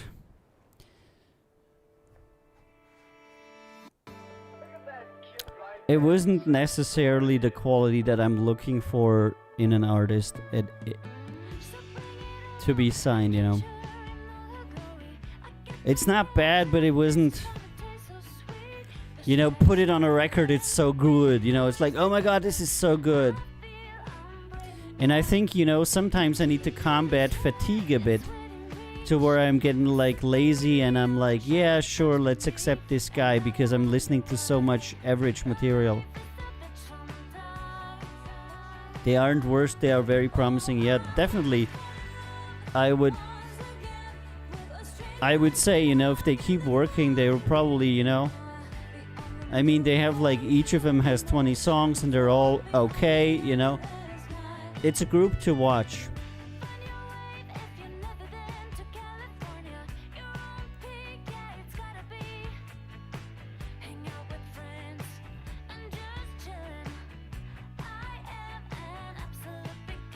Absolute beginner.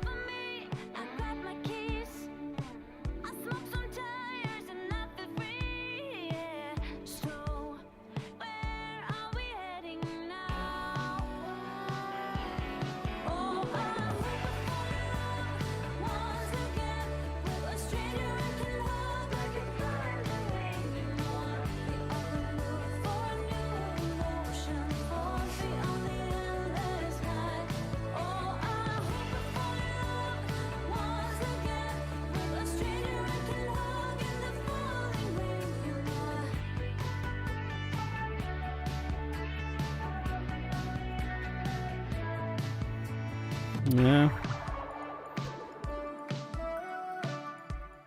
Artist with one song.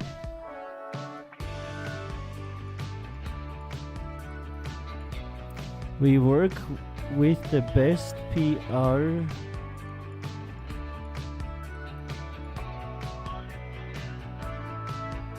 Okay, so it's a dude that has one song and it says, we're looking for serious partners in business. We only work with the best in PR, studio musicians, etc. This was mastered in New York by legend Scott Hull. from Madonna, Springsteen, Nirvana, etc. So,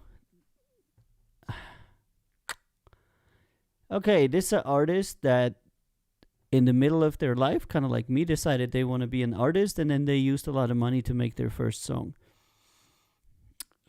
That means that the quality of this song is not the artist, but the money of his stuff.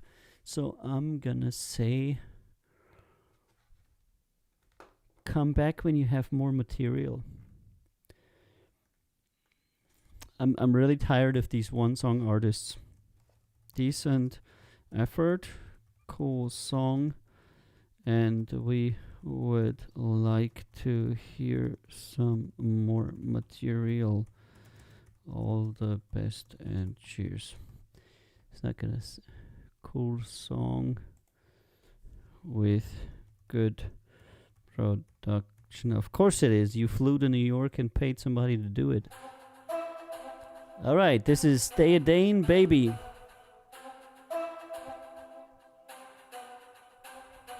Searching through my feelings, not looking for the right time, baby. But every minute you keep popping in my head, Baby. Everywhere I go, I see your face, it's crazy, Baby. What do I do to just be done with you, Baby? In my dreams, I see you, and you haunt my mind. I love you, baby, baby. You love me for life. I love you, Baby, baby. We are one for life.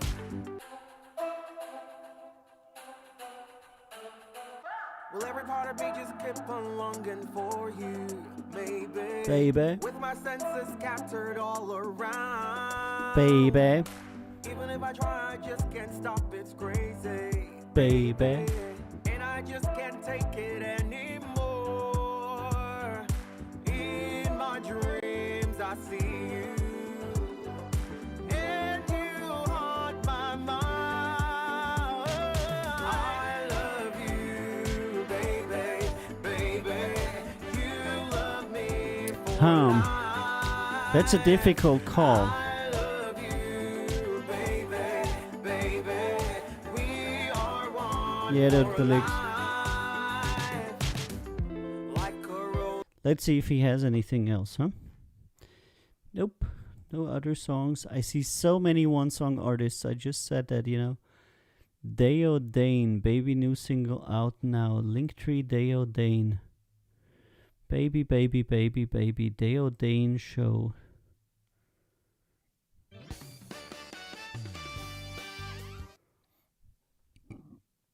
Okay. So this guy is like a bodybuilder or something. And has one song. 12K followers, yeah. Posting mostly Instagram, half nudies.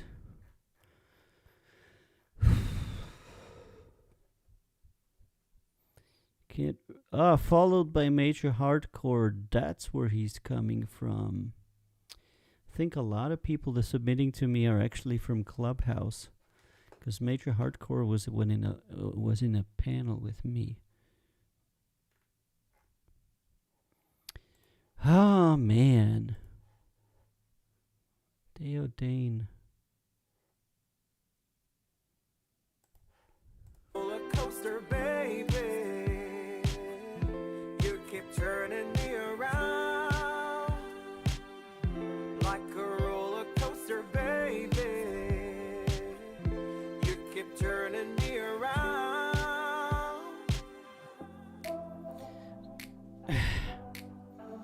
It's another like 7-pointer, 6-pointer, something like that.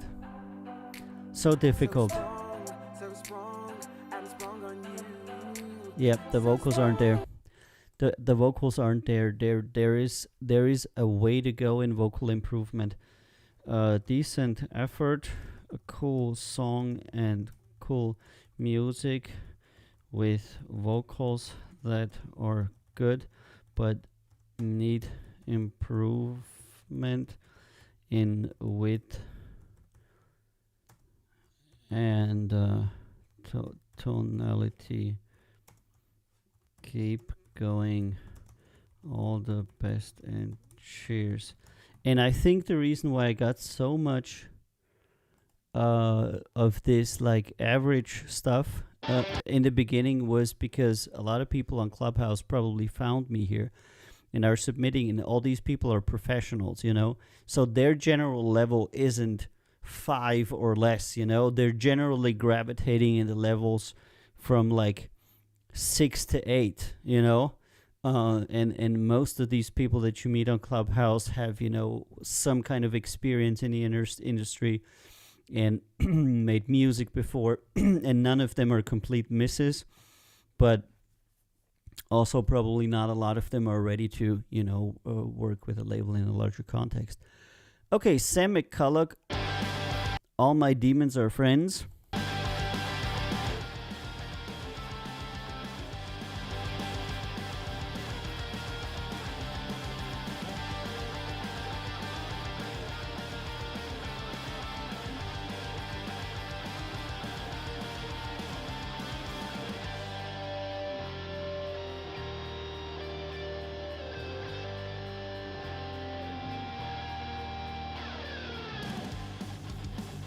Can you feel these desperate eyes blurry again?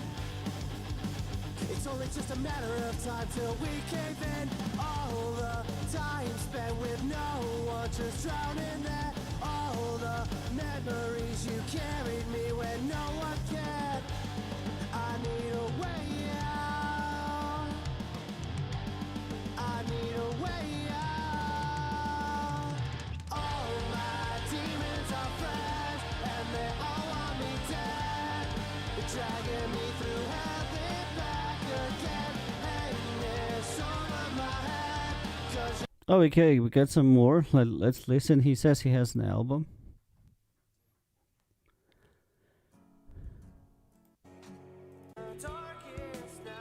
Okay, now I just wanna, but nothing matters anymore to me. that was last year. Look at all these scars. Now it's no wonder why you don't love me.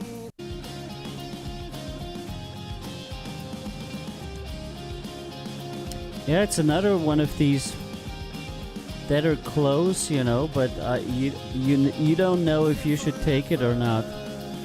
Is all I wanna say. Live forever. Is all these feelings say. Now I just wanna be there when the sun goes down. It's all about the feeling when you're not around. And I'm trying to believe 'cause I'm 6 feet down. Picking all these. Okay, Sam McCulloch.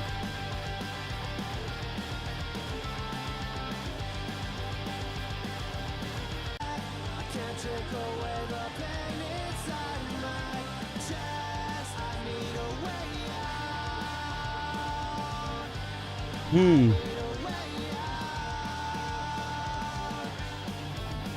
The walls are closing in on me. I've lost my head. Yeah, I would like to hear actually their album, you know. He says that's the leading track for the album.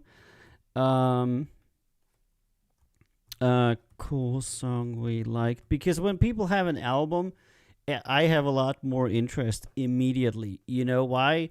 Because they have 11 tracks, they have 12 tracks you can release. There's immediately some material. You can immediately make merch. You can send them touring.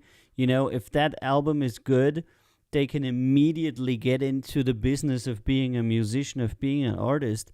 Whereas if they have one song, they're like 1 year at the very least to that album, you know?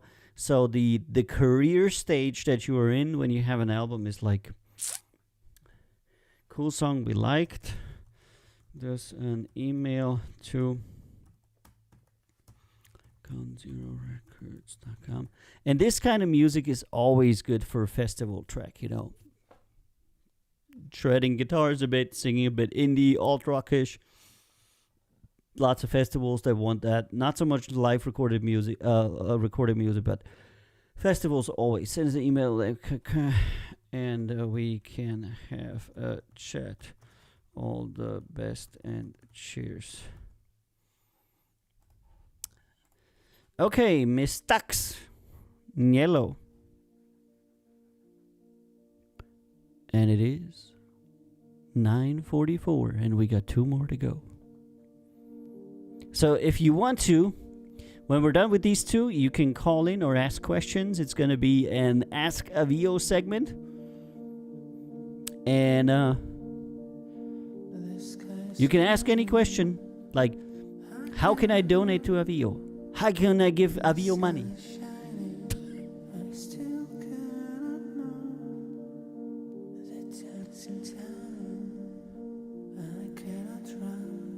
Okay, why did we put these in the second?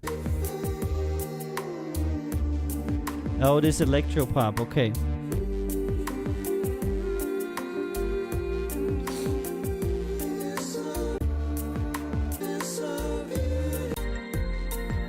No. Upon second listening, I really don't. And this is Kaz Yonen. It's the guy that submitted 8 things before this one. And he keeps trying.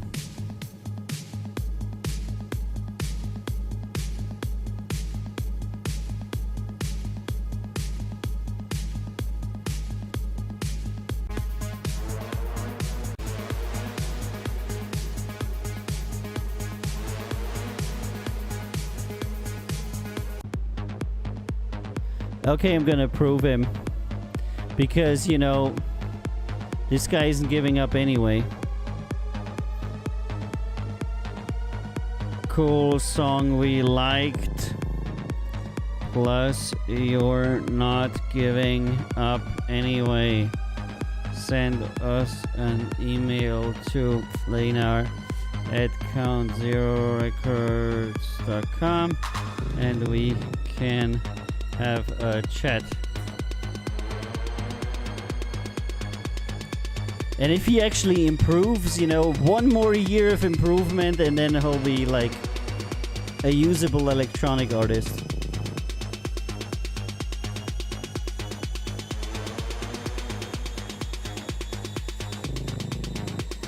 Okay. Okay. That is all right for me. That is all right for me. All right. And that was it for today. Thank you so much, everybody, for being on Record Label Boss with your boy Avio on the 27th of January. And that was Record Label Boss, the Wiki Wednesday. Thank you so much for being on the show. And we're going to continue now with a segment called Ask Avio.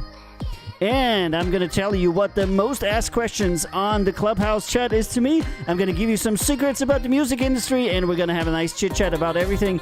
That's right here, coming up on Record Label Boss with Avio. Ask Avio anything, AAA. I don't literally mean that you cannot ask anything, but you can ask a lot. Yeah, I don't let people reschedule, and I don't accept it if they don't show up, you know? A lot of people have begged me for a second chance, but I've only given it to the people that, you know, sent me the day before, hey, I can't come, I'm having problems. That is totally fine and understandable. But not showing up to the meeting, and then I'm like calling you and messaging you in it, like, hey, where are you?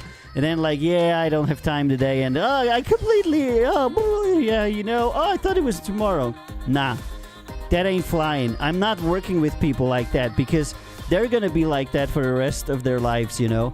If you don't take a record label signing serious, I don't know what you will take serious in your life as an artist. You should take this very, very, very freaking serious because it's gonna impact your life very much for the next 3 years. It's probably the biggest decision you're gonna make or not gonna make in a while, and there's no place to be nonchalant about this. Like, none at all. You shouldn't. You should investigate it. You should know the company. You should know the people. You should know the deals. So at no point in time should you just randomly miss your appointments because you don't feel like going or something. I don't know. So, all right, let's start this chatting segment. The most asked question of me on Clubhouse currently is, how do we spell your name? Is it Avio? Is it Avio? Is it Avion? You know? Is it Avi? You know?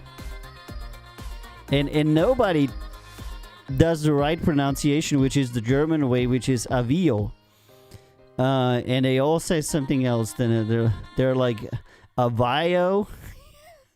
You know? And everybody asks me this, and then they're like usually guessing in the channel.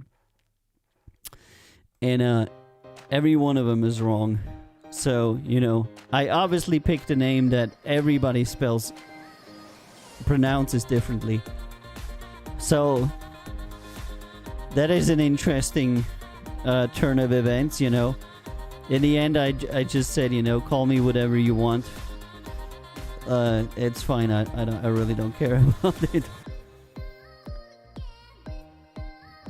All right, now it's the turn for you to ask questions about, I don't know, anything. Anything really. Gonna have another few minutes before we can the show into the bucket. If you have any questions, please let me know now. I'm gonna have a little bit of water. Hold on, I could actually put the water into the... My first experience with crispy duck was when I was a student, because that's the first time that I actually ate Chinese, because I come from a small town in Austria that doesn't really have a Chinese restaurant. So I'm probably... No, I am 19 at this point. And one of my friends calls me up on the landline, you know. And he's like, hey, you know, it's 11 o'clock, 11:30. Do you want to go to lunch with me? Because I know this place where they have cheap student menus and you can eat a lot. And I'm like, sure. And he's like, yeah, meet me at near the University of the Performing Arts. It's right there. So I go to the university and it's like the midway point between my friend and me. And he's like, yeah, we're going to go to Yongli. That restaurant doesn't exist anymore. And he said, we're going to go to Yongli because they have midday menu for students where you can like eat all you want. And it's only, I don't know, like $5 or something, you know, for students. If you show your student ID. And so I'm like, yeah, sure, I'm going to go there, you know. And there's this buffet, and I go there, and he like puts on this duck with the sauce and everything, and I'm like, what's that? And he's like, it's crispy fried duck, it's really good. And then I put the sauce on there and everything, and I sat down and I ate it, I think, with that like soy garlic sauce, and it was really good. And then I was like, wow, this is really great. And then I ate the crispy fried duck, the crispy fried chicken, and like a whole array of other things. And from then on, we like started going to that restaurant all the time, you know. The Chinese people, and those were actually Chinese people there, already knew us, you know. And she's like, yeah, you want buffet? And I'm like, yeah, as always. And you want apple juice with water? And I'm like, yeah. And she's like, yes, I bring, you know. And so we kind of like ended up eating there. Because as students, we didn't really have, you know, tons of money to spend. And there you could go and you could, for $5, you could eat as much as you want. And sometimes we'd be like there for 2 hours. Sitting and drinking apple juice with water. And eating food and trying all the stuff, you know. So, yeah. that became like one of our regular student hangout stuffs. And then once other students who were friends of us found out that we were doing that, they were like, where are you guys always going that you're eating so much and paying so little? And then people came with us and it became like a thing, you know. And at this point, you know, I don't cook as a student. I don't go to Mensa or eat anything public. So I just like literally go to this little Chinese restaurant that has like 7 tables, you know, every single day of the week. And then we start alternating it with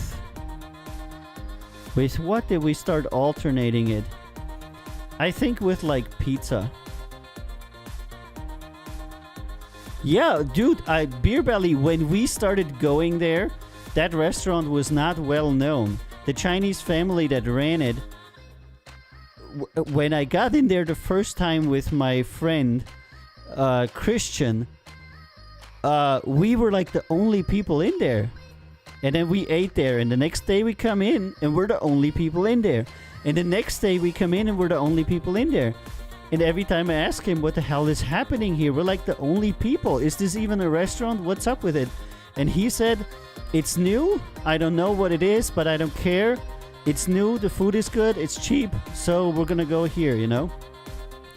And turns out it was a new restaurant. The family had just opened their, you know, their dream family restaurant after immigrating to Austria. And we became daily customers there, you know? And that was it. That was pretty much how I got into Chinese / Asian food, you know, because they would have this buffet and you could, you know, have different things. So they would have many different things there. It was mostly this like American Chinese food, really. But, you know, I mean, for us it was money and everything, you know. And then later I found out that they have more customers in the evening, and they were offering these student menus around midday because not so many people were in their restaurant around midday, you know. But for us it was perfect, you know. We were partying every day, and around 10, 11 we'd get up, you know, like phones off the hook, and call each other and be like, yeah, I'm hungry, we need to go eat somewhere. Where are we gonna go? So it was either, you know, go eat pizza at the Italian restaurant that was right next to it, and was an excellent Italian restaurant and was also newly opened. And then we, you know, so I eat Chinese food and pizza for like the better part of my life as a student. on a daily basis, you know, and I never regretted it. Quite to the contrary. Years later, I came back there and I wanted to eat at Yongli, and they were closed. They were gone, and I was like, "Holy mother! Please no! Don't tell me they closed their restaurant." That is like the only thing that connects me with my time as a student, and I really wanted to eat, you know, there, but they had closed, and a different family had taken the restaurant, you know.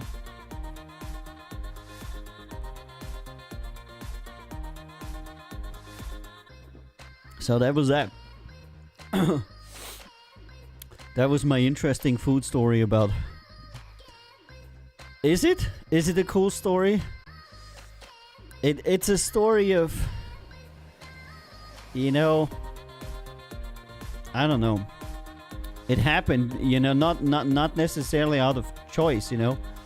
It was something, we were looking for a place where we could eat well for little money. And we didn't care if we were like the only people in there or if we were the first Austrians in there. That really didn't matter to us. And I think to a certain degree this Chinese family was very surprised to see us coming in every day. You know. because you know back then it was still considered to be like exotic food, you know.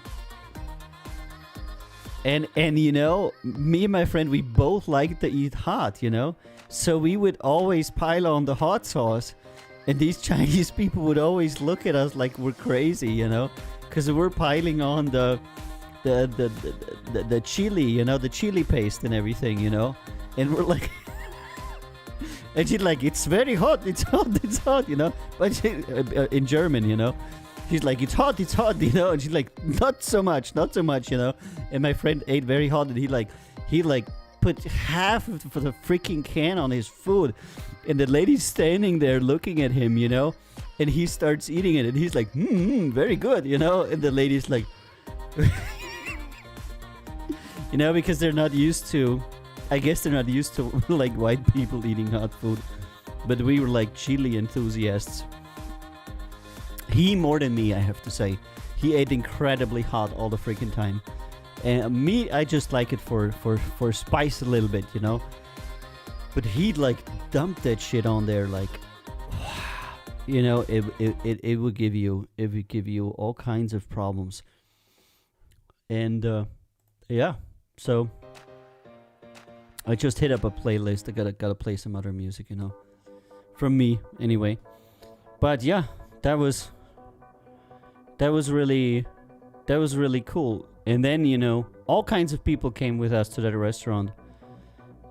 Even people that were in the nationalist party, you know, people that are like against all kinds of foreigners. And I'm like.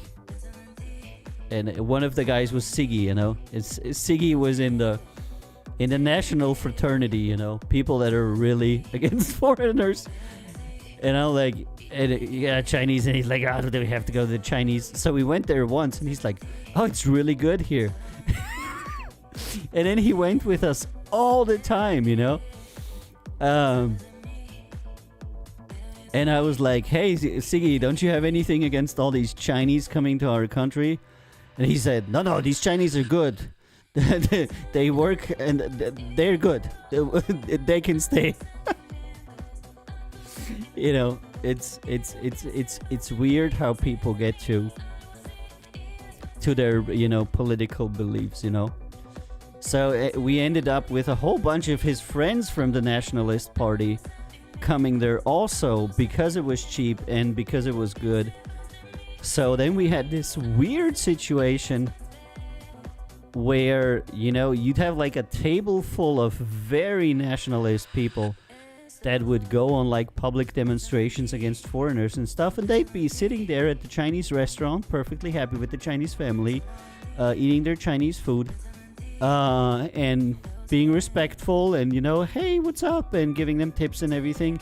And I don't think these Chinese ever realized that these people were actually from a far-right party that actually advocates not having them in Austria. So that was a cool connection. And Andrew says hot is a lifestyle. Some people just gotta have it. Love that hot stuff. Not the very hot, same for me. I like hot but not very hot.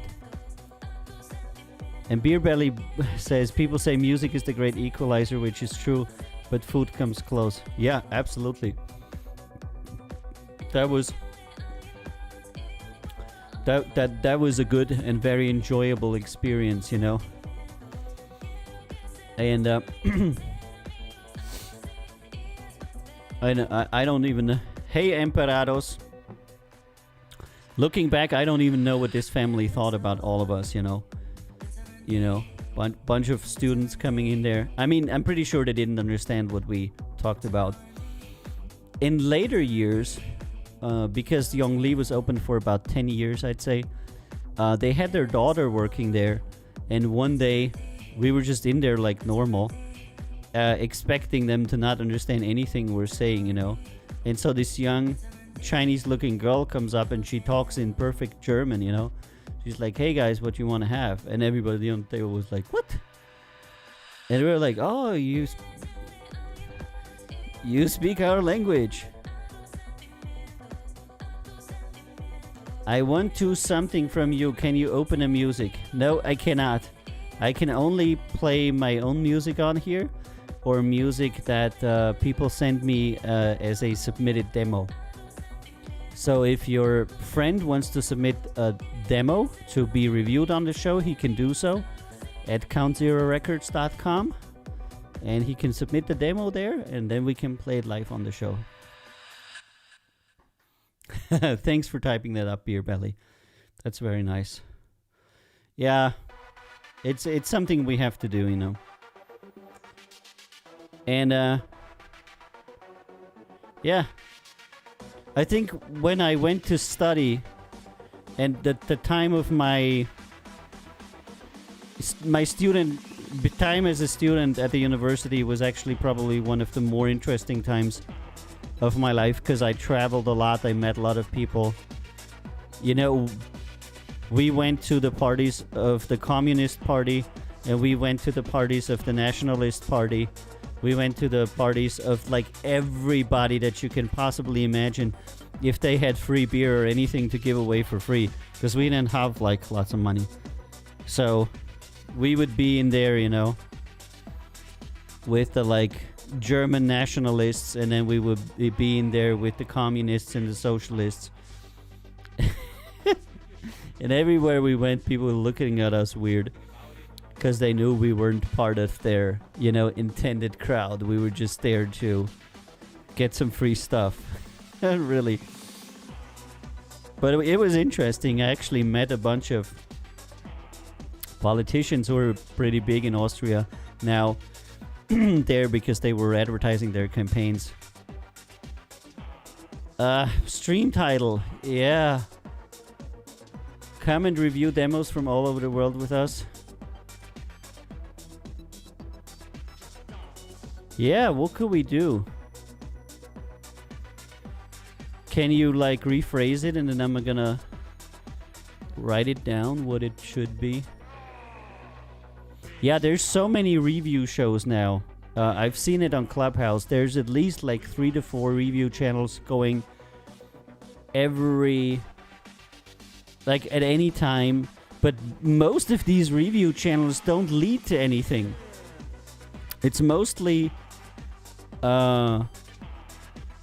like independent bloggers or somebody.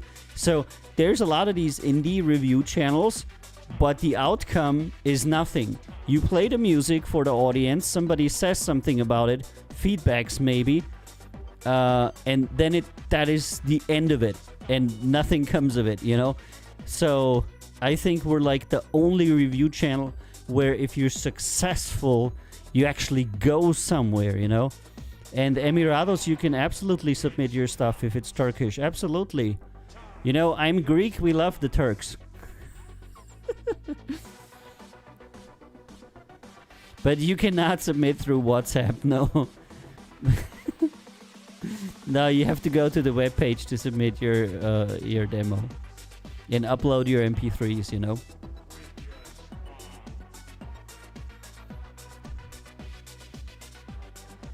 So, if we can express that somehow, audition for record label signing, like demo review for label signing artists, I don't know. Something, you know, interesting and intelligent that would tell people, you know, because I feel that is actually the big difference. Two things. Number one, we're transparent. We talk about it, and we actually give decent feedback. And number two, your demo will actually go somewhere if you're successful. Because most channels on Clubhouse, honestly, people be like, yeah, that's such a cool song. Yeah, it's a cool song. It's a cool song. And like 10 people will say, yeah, it's a really cool song. And that will be the end of it. They will like not really give feedback and like that you as an artist could use. And nothing will come of it. And these are the two things that are really different on this show. You actually do get feedback, and your stuff actually does go somewhere, you know?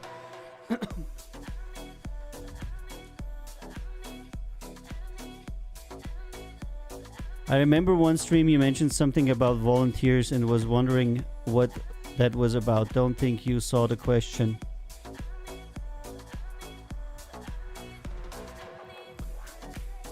Yeah, we have a volunteer program that is like very popular, that multiple people have signed up for. And one of the guys that we picked up through this volunteer program is Scotty, who now is a significant figure in our TV, Count Zero Records TV team. And he kind of like is the Count Zero Records TV team now. And we're talking to two more people I recently connected with that want to come on.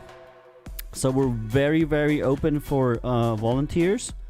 And if you're good as a volunteer, we will bring you on board in a permanent position with a percentage cut like everybody else has. Well, let me read. Reviewing demos and signing. Okay, reviewing demos and signing artists. The A&R show. Beer Belly, you're always so clear in your thought. Good, smart man. RLB title.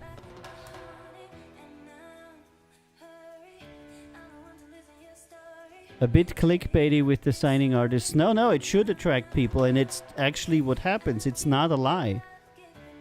It's just a long process to it, yes, of course, but yeah, the signing artists part should differentiate you from the others. Yeah, I don't know any label.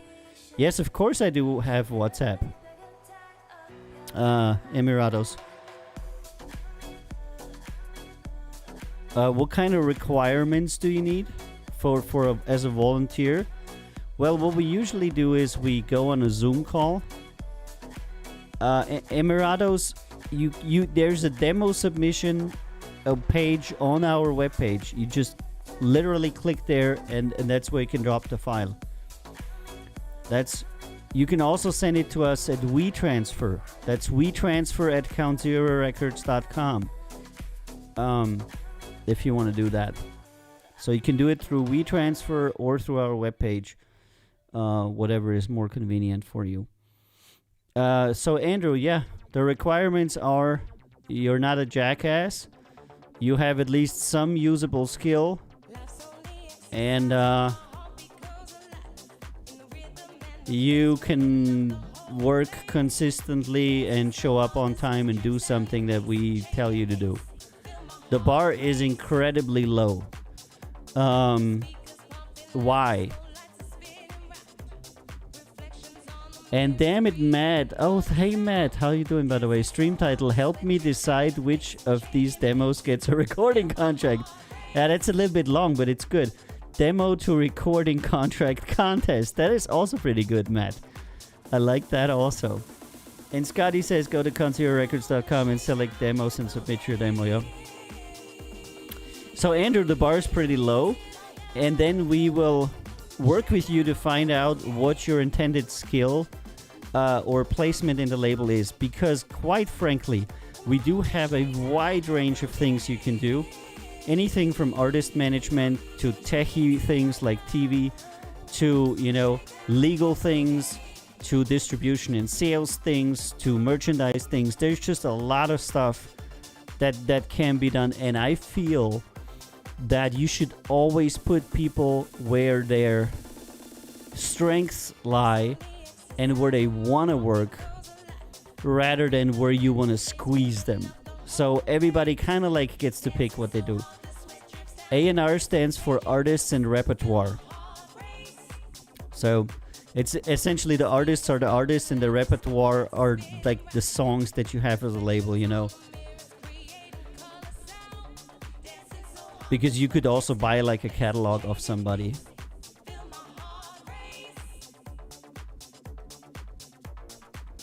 So yeah, we are pretty much a pick your job kind of gig, because we have wildly different requirements. Working with artists, let's just say, can be socially challenging. Okay, you'll have a bunch of crazy people that are very unorganized, very creative, but very unorganized, and they'll they'll drive you up the wall. So if you're not socially settled, you shouldn't manage artists, you know. If you into tech, there's a lot of back-end tech going on. Scotty's into that, you know, with content delivery, video streaming, 24 hours TV stations, everything that we have going on with video creation, content delivery. There's a whole world behind the curtain. Yeah, Andrew, if you wanna if you wanna have a chit chat about that, I'll send you a secret link for you to arrange a meeting. How do I do that? How do I actually do that? Send somebody a secret link. So there's a lot, and then once we believe that you could be useful to us, you know, and to the team, you will eventually graduate into a role to where you do what you do on a percentage basis. So if what you do works out really well, you can make some nice money, and if it doesn't work out, you don't. But at least it's not a secret.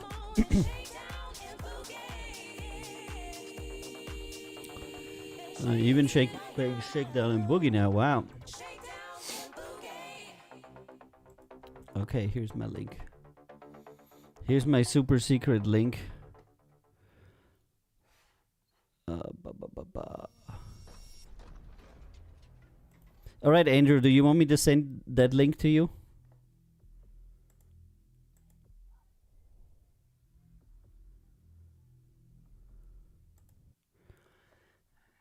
And Scotty says it's pretty cool, and Avio will definitely work with you in to find your best fit. Really cool people to work with. Thanks, Scotty. Everybody's been really happy with Scotty. You know, he's a smart guy and a team worker. So we're really happy with him, and he does pretty cool stuff. I think he does the most interesting stuff that we currently have on the label. That TV and video streaming stuff is like very interesting to me. that is I think that is, you know, that is a very, very, very cool thing to have to be. Yeah, so that's the stuff with the volunteers, and I now have 2 more calls with people I'm trying to bring on board because we need more people to work with us. It's gonna be really cool, yeah. Well, Andrew has to say he wants to do it first, you know. We don't want to like steamroll him here. Yeah. I will probably hold off for a while because I got some personal stuff to sort out before making any changes, but I'll definitely contact you about it. Absolutely. Whenever you feel like it, you know, let me know. Contact us in any way that you want. Get a hold of us on Facebook or Instagram or whatnot. You know, goes to, in the end, it ends up with us anyway. And let us know, you know. It does require some time. It's not like there's no time involved. Of course, you're spending your time, and depending on what you're doing. So what Scotty's doing is something on the back end, you know, that is very arrangeable, you know. So you can arrange when you want to work, when you don't want to work, etc.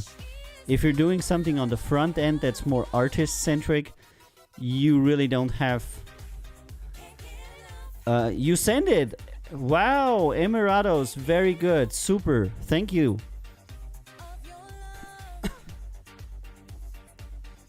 Let's have a look. Yes. I'm checking. I'm checking and I'm gonna grab it and...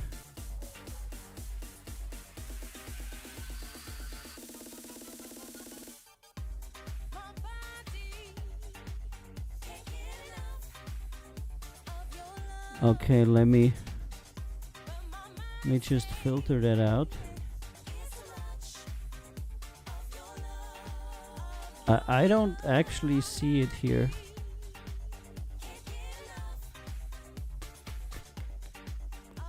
Nope. Maybe it'll take some time to come up here. Nope, I don't currently see it. Maybe it will take a while. Yeah. Sure, well, I would do it. If the artist is in the channel, I always do try to do it, you know. If I have time. Sometimes the show is really packed and then I try to, you know. But I don't seem to have a demo upload here in my database.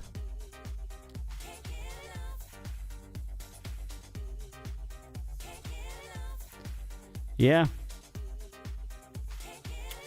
Maybe it'll take some time.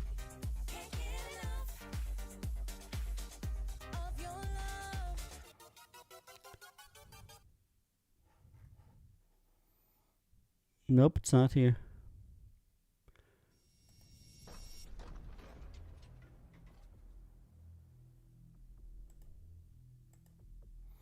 All right, we're gonna listen some. Yeah, what was I saying? Yeah, so if you're doing front end stuff with artists, it's obviously gonna be different, you know, because artists are awake at a certain time. No, I cannot, JVL92. Sorry, because JVL is asking me if I can play It Was Worth It by Vibe Xoxo. I can't. I can only play stuff that's copyrighted by us. And that's what I'm doing, so I can't play anybody else's song unless they submit a demo to us. In which case we would have a agreement that we are able to use it on our channel and play it, you know. So this is why it's difficult enough, you know. Okay, so yeah, so if you're doing front-end stuff with artists and everything, people are gonna call you all times of the day, you know. Oh, this doesn't work, that doesn't work. You're gonna have to be on the artist's ass and tell them to finish their recording, you know. So it hugely differs what you do, you know. And then if you work in social media, you're like super front-end, engaging with people on social sites and sending messages. You can do everything from your phone, you know. So there's like a lot of different jobs that fit a lot of different profiles for a lot of different people, that are hugely varying profiles, you know. There are things that are completely internal to the label, that would deal around legal issues, contractual issues, you know, distribution, that like never would see the light of day in any direction and would be completely internal organization. And then you have this technology cluster, then you have the artist cluster, and then of course you have the music cluster, where you could be a songwriter, a producer, a videographer, photographer, even a model. I think I'm going to talk to one of the interested models in a few days from now. A wonderful, wonderful lady. So there's a lot of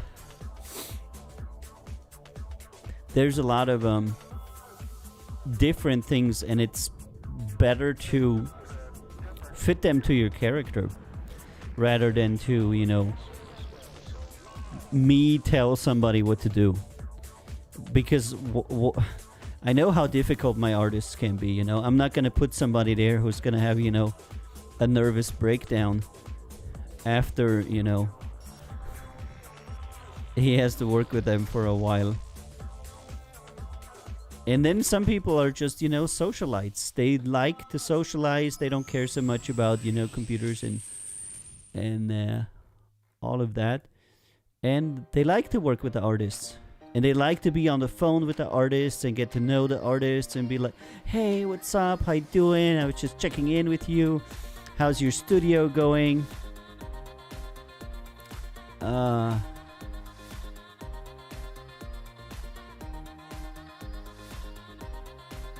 Oh, Slow Burns Duchess says, you ruined my life. My dad took away my phone because of you. Oh my god. Did he take away your phone because you were watching me all the time? I'm very sad, but it's probably better to study. You can watch me at the time when your parents say it's okay. Other than that, just go ahead and do your studying, slow burns, and you'll be fine. Don't worry about it. Your life is ahead of you. You'll be able to be a musician when you grow up. Don't worry about it. Look at me. Look how old I am, you know. It's never too late. Andrew says, yeah, I'm not a social person. Excellent. You know, in this industry, you meet a lot of people who are very social people, and they always want to work the front-end jobs. And I'm actually doing both, but what you all probably don't know is that I probably spend more time working back-end jobs than doing this show and being on the front end, you know? If I wouldn't do this show, people wouldn't, you know, even know who I am. I would, like, never appear for anything, you know? Because I haven't been making music and doing shows or performing or anything like that in like a year or longer. Because I've been so busy with the label. What I do is I finish publishing deals, you know? I just signed a publishing deal with an independent book publisher like 3 days ago because we're going to go into publishing books, like instructional books, like PDFs, you know, a VO's guide to making a hit, a VO's guide how to make a great demo, and, you know, a VO's guide how to, you know, not suck in music. I don't know. But these things really, you know. So I'm the guy that goes around to like 100 websites with book publishers and looks at the conditions of book publishing deals and then signs a deal with one of these book publishers. And that takes 2 weeks. And, you know, that is, to me, it's cool. But to somebody else, it might not be really exciting, you know. They'd be like, ooh, that's really boring, you know. And they probably, I don't know, want to do something that's more actually entertainment based, you know. But I do a lot of background, a lot of contractual work, because that's what the label needs in order to have everything up and running. The systems, the basic, the foundation of the label is actually the core processes of it, that we can do things, you know, that we need to do. And, you know,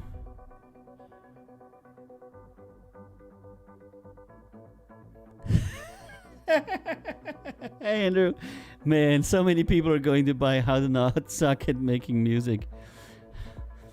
Yeah, it's all gonna be like ebooks that are at the very most 10 pages, and they should only contain one lesson. Like, of course, it's broken down into multiple parts, but essentially, you should be able to get the gist of it in a short time, you know. Find the learning you want, pick it up, get it. That's it.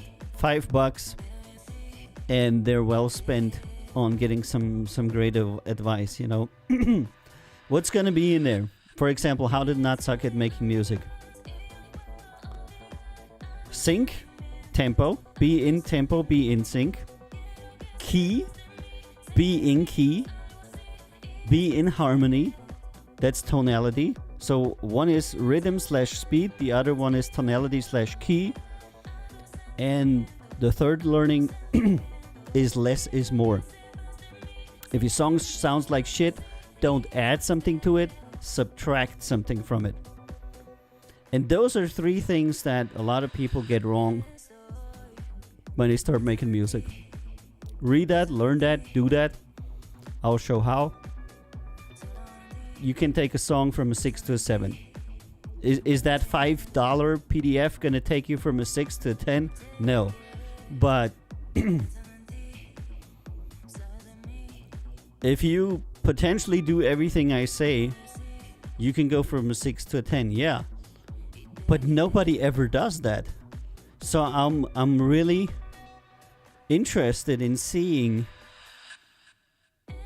if people actually follow my advice when they have to pay for it, you know? kind of like whatever you get for free isn't worth anything. People don't listen to you because it's free. But when they pay money for it and they see it in the written word, all of a sudden they believe you, you know? It's so funny, you know? You can give away whatever wisdom you want for free. And Lisa Wood says, I would like to buy that PDF. That is very nice of you, Lisa. Yeah, I think that a lot of people would love to have some, I don't know, instruction, not necessarily written in a very complicated language that is for super musicians already, you know? Just get the tips, 1, 2, 3 things, bang, bang, find out what you're doing wrong, and do it. And that is I don't know, a service, a cool thing, you know? So, yeah, that's why we got the publishing deal, book publishing deal.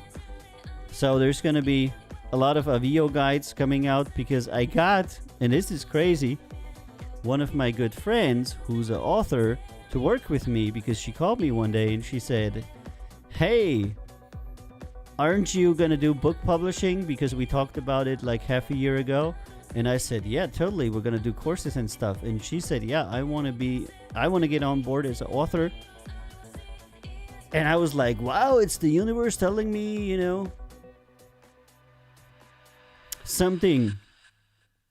Because our artists are going to, or our content creators are going to make audio files and send it to Iris. And she's going to do the curation and actually write the book, you know? And then we're going to put it up and people can get these small, affordable, very focused tips on how to improve their career. And there's probably also going to be courses and live and everything, so it's going to be an interesting thing to see that happening. And I think that's going to happen fairly soon. Within the next few weeks, you might see these products appear. I'll mention it on Record Label Boss, you know. But this is one of the things that, you know, I mean with back-end work, you know. Somebody has to think of these ideas and then make them happen. Talk to authors, make the contracts, talk to the publishers, you know. Because it's all good and well if you have an idea, but it has to, the organization has to be there to actually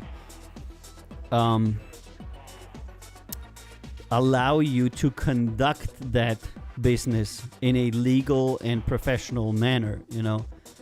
So of course you can just go ahead and start typing a PDF, but that is not how I do things, you know. I like to organize things. So yeah, this is one of the things that we do. And you know, I'm always sharing a little bit too much. I have been alerted by certain people on my label that sometimes I share too much on my shows and competitors could get like a one-up on us. But I do feel like there isn't a whole lot of competitors that are watching my show. You know, I don't think people, you know, take it that serious that they would, you know, come on here and find out, you know, what's going on with us and where we want to, you know, move the label in the next 3 to 5 years, really, you know. But yeah, that is the volunteer program. It's always a cool thing to have that. All right, and here is Du Fosho. Hello from Canada.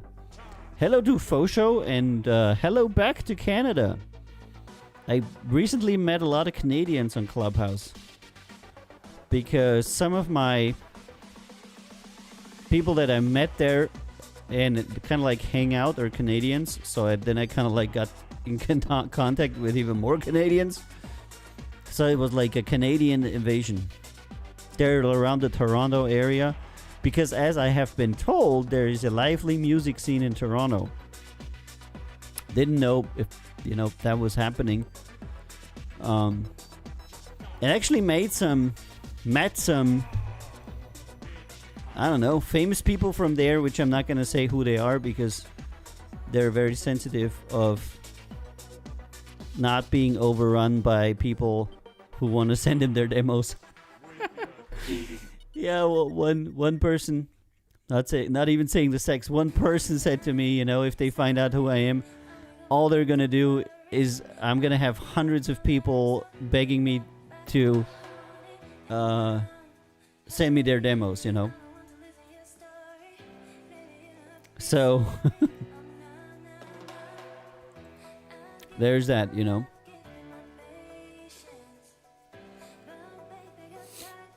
And, oh, by the way, if you have an idea for a PDF or something that you want as a course or information, you can mention it here on the show. You can say, I want to have this or this course or this PDF that will be interesting to me. I would like to have that, and we will essentially make it. Just like it is with the merch, how to not suck at making music is probably, gonna be an interesting one, And maybe I'm just gonna make it like how to not suck at making demos, or decent effort, the guide, But it's gonna be focused topics. And so I learned that there's people that get bombarded with more demos than I do, So if whenever they go somewhere, they say their real name, and then it's game over for them because people will private message them all the time to send them demos, And they said to me who they are, and I'm like, yeah, cool. And then they said, you don't really know who that is, right? And I said, I have no clue, And then they explain it to me, and I'm like, oh, yeah, sure, I know these people. And they're like, yeah, that's kind of like us, I'm like, yeah, okay. But, I wouldn't have known because it's the people behind something, And so I ended up chatting with them about, everything in life other than submitting music.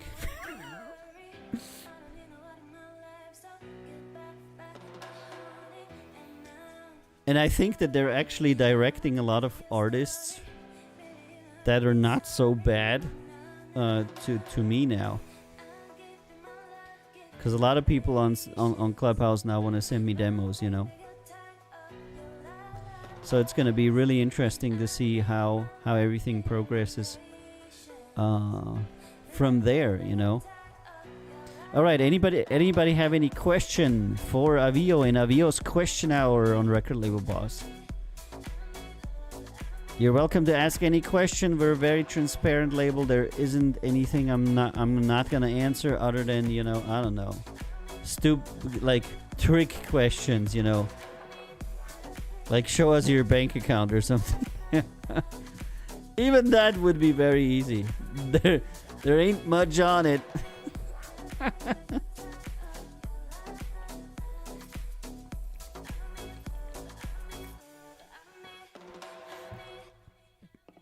All right. Go ahead and think about these questions that you want to ask. If you don't have any, I was going to say I was in a startup panel today,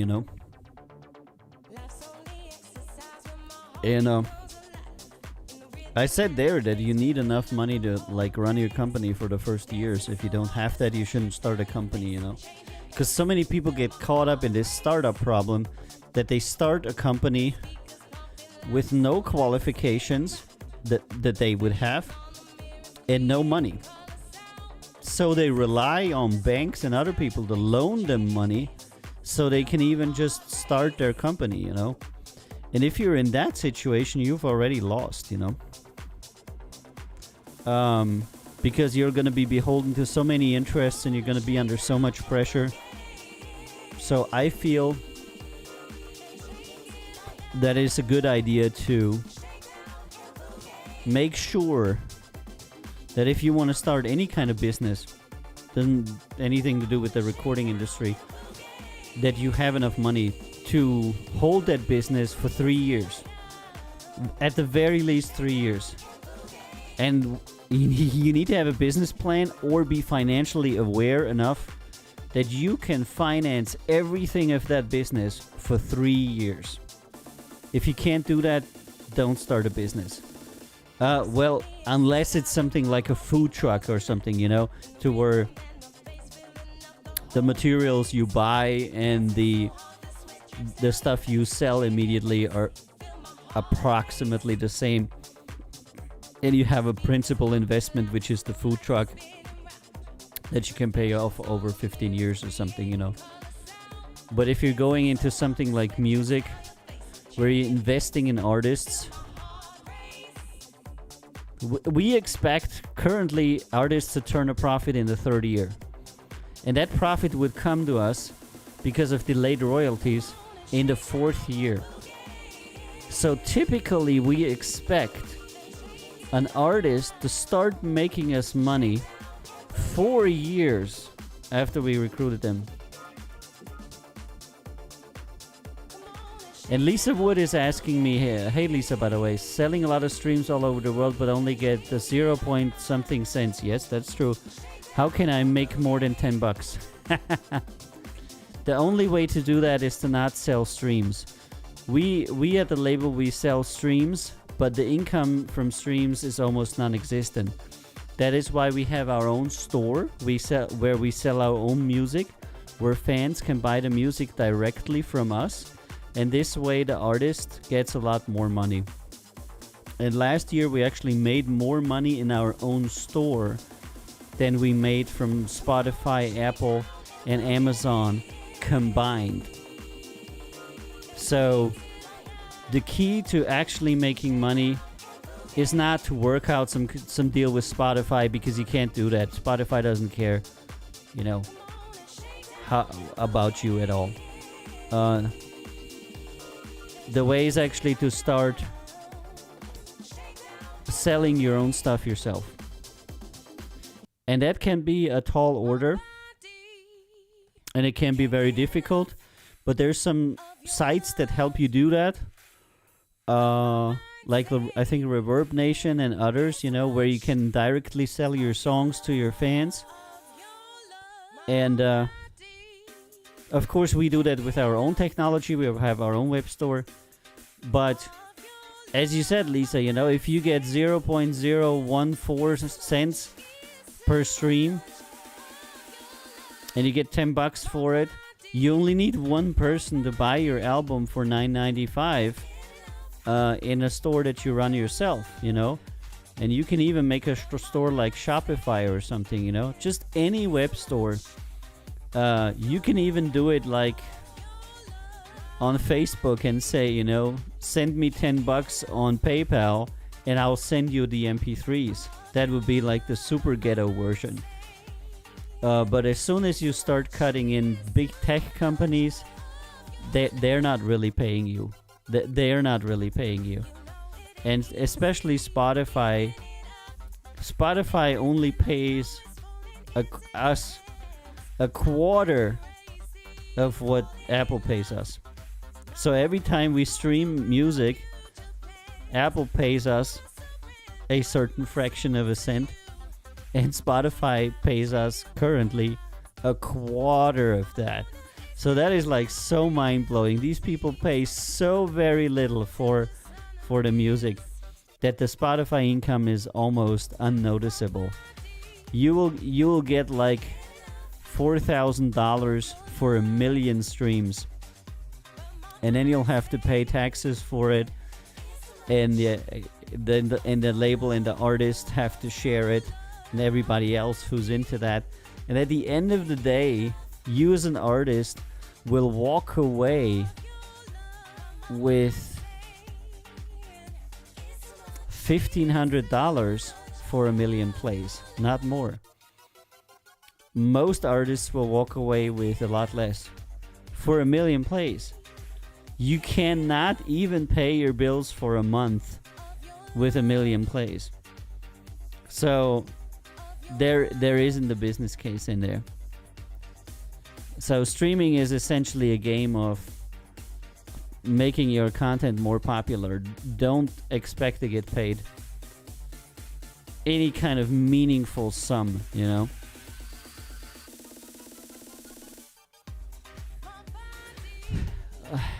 All right, guys. Thank you so much for your questions. I think I'm going to get off here now. Thank you so much for being on the stream today on Wednesday on Record Label Boss with Avio. I'll see you again on Friday. Friday at 2000 Central European Time. Our show is always Monday, Wednesday, and Friday, always at 8 o'clock in the evening Central European Time. Thank you so much for being on Record Label Boss. My name is Avio. Join us again on Friday for the next segment of Record Label Boss. Until then, stay happy, stay safe, and stay healthy. I love you all, and I'll see you on Friday.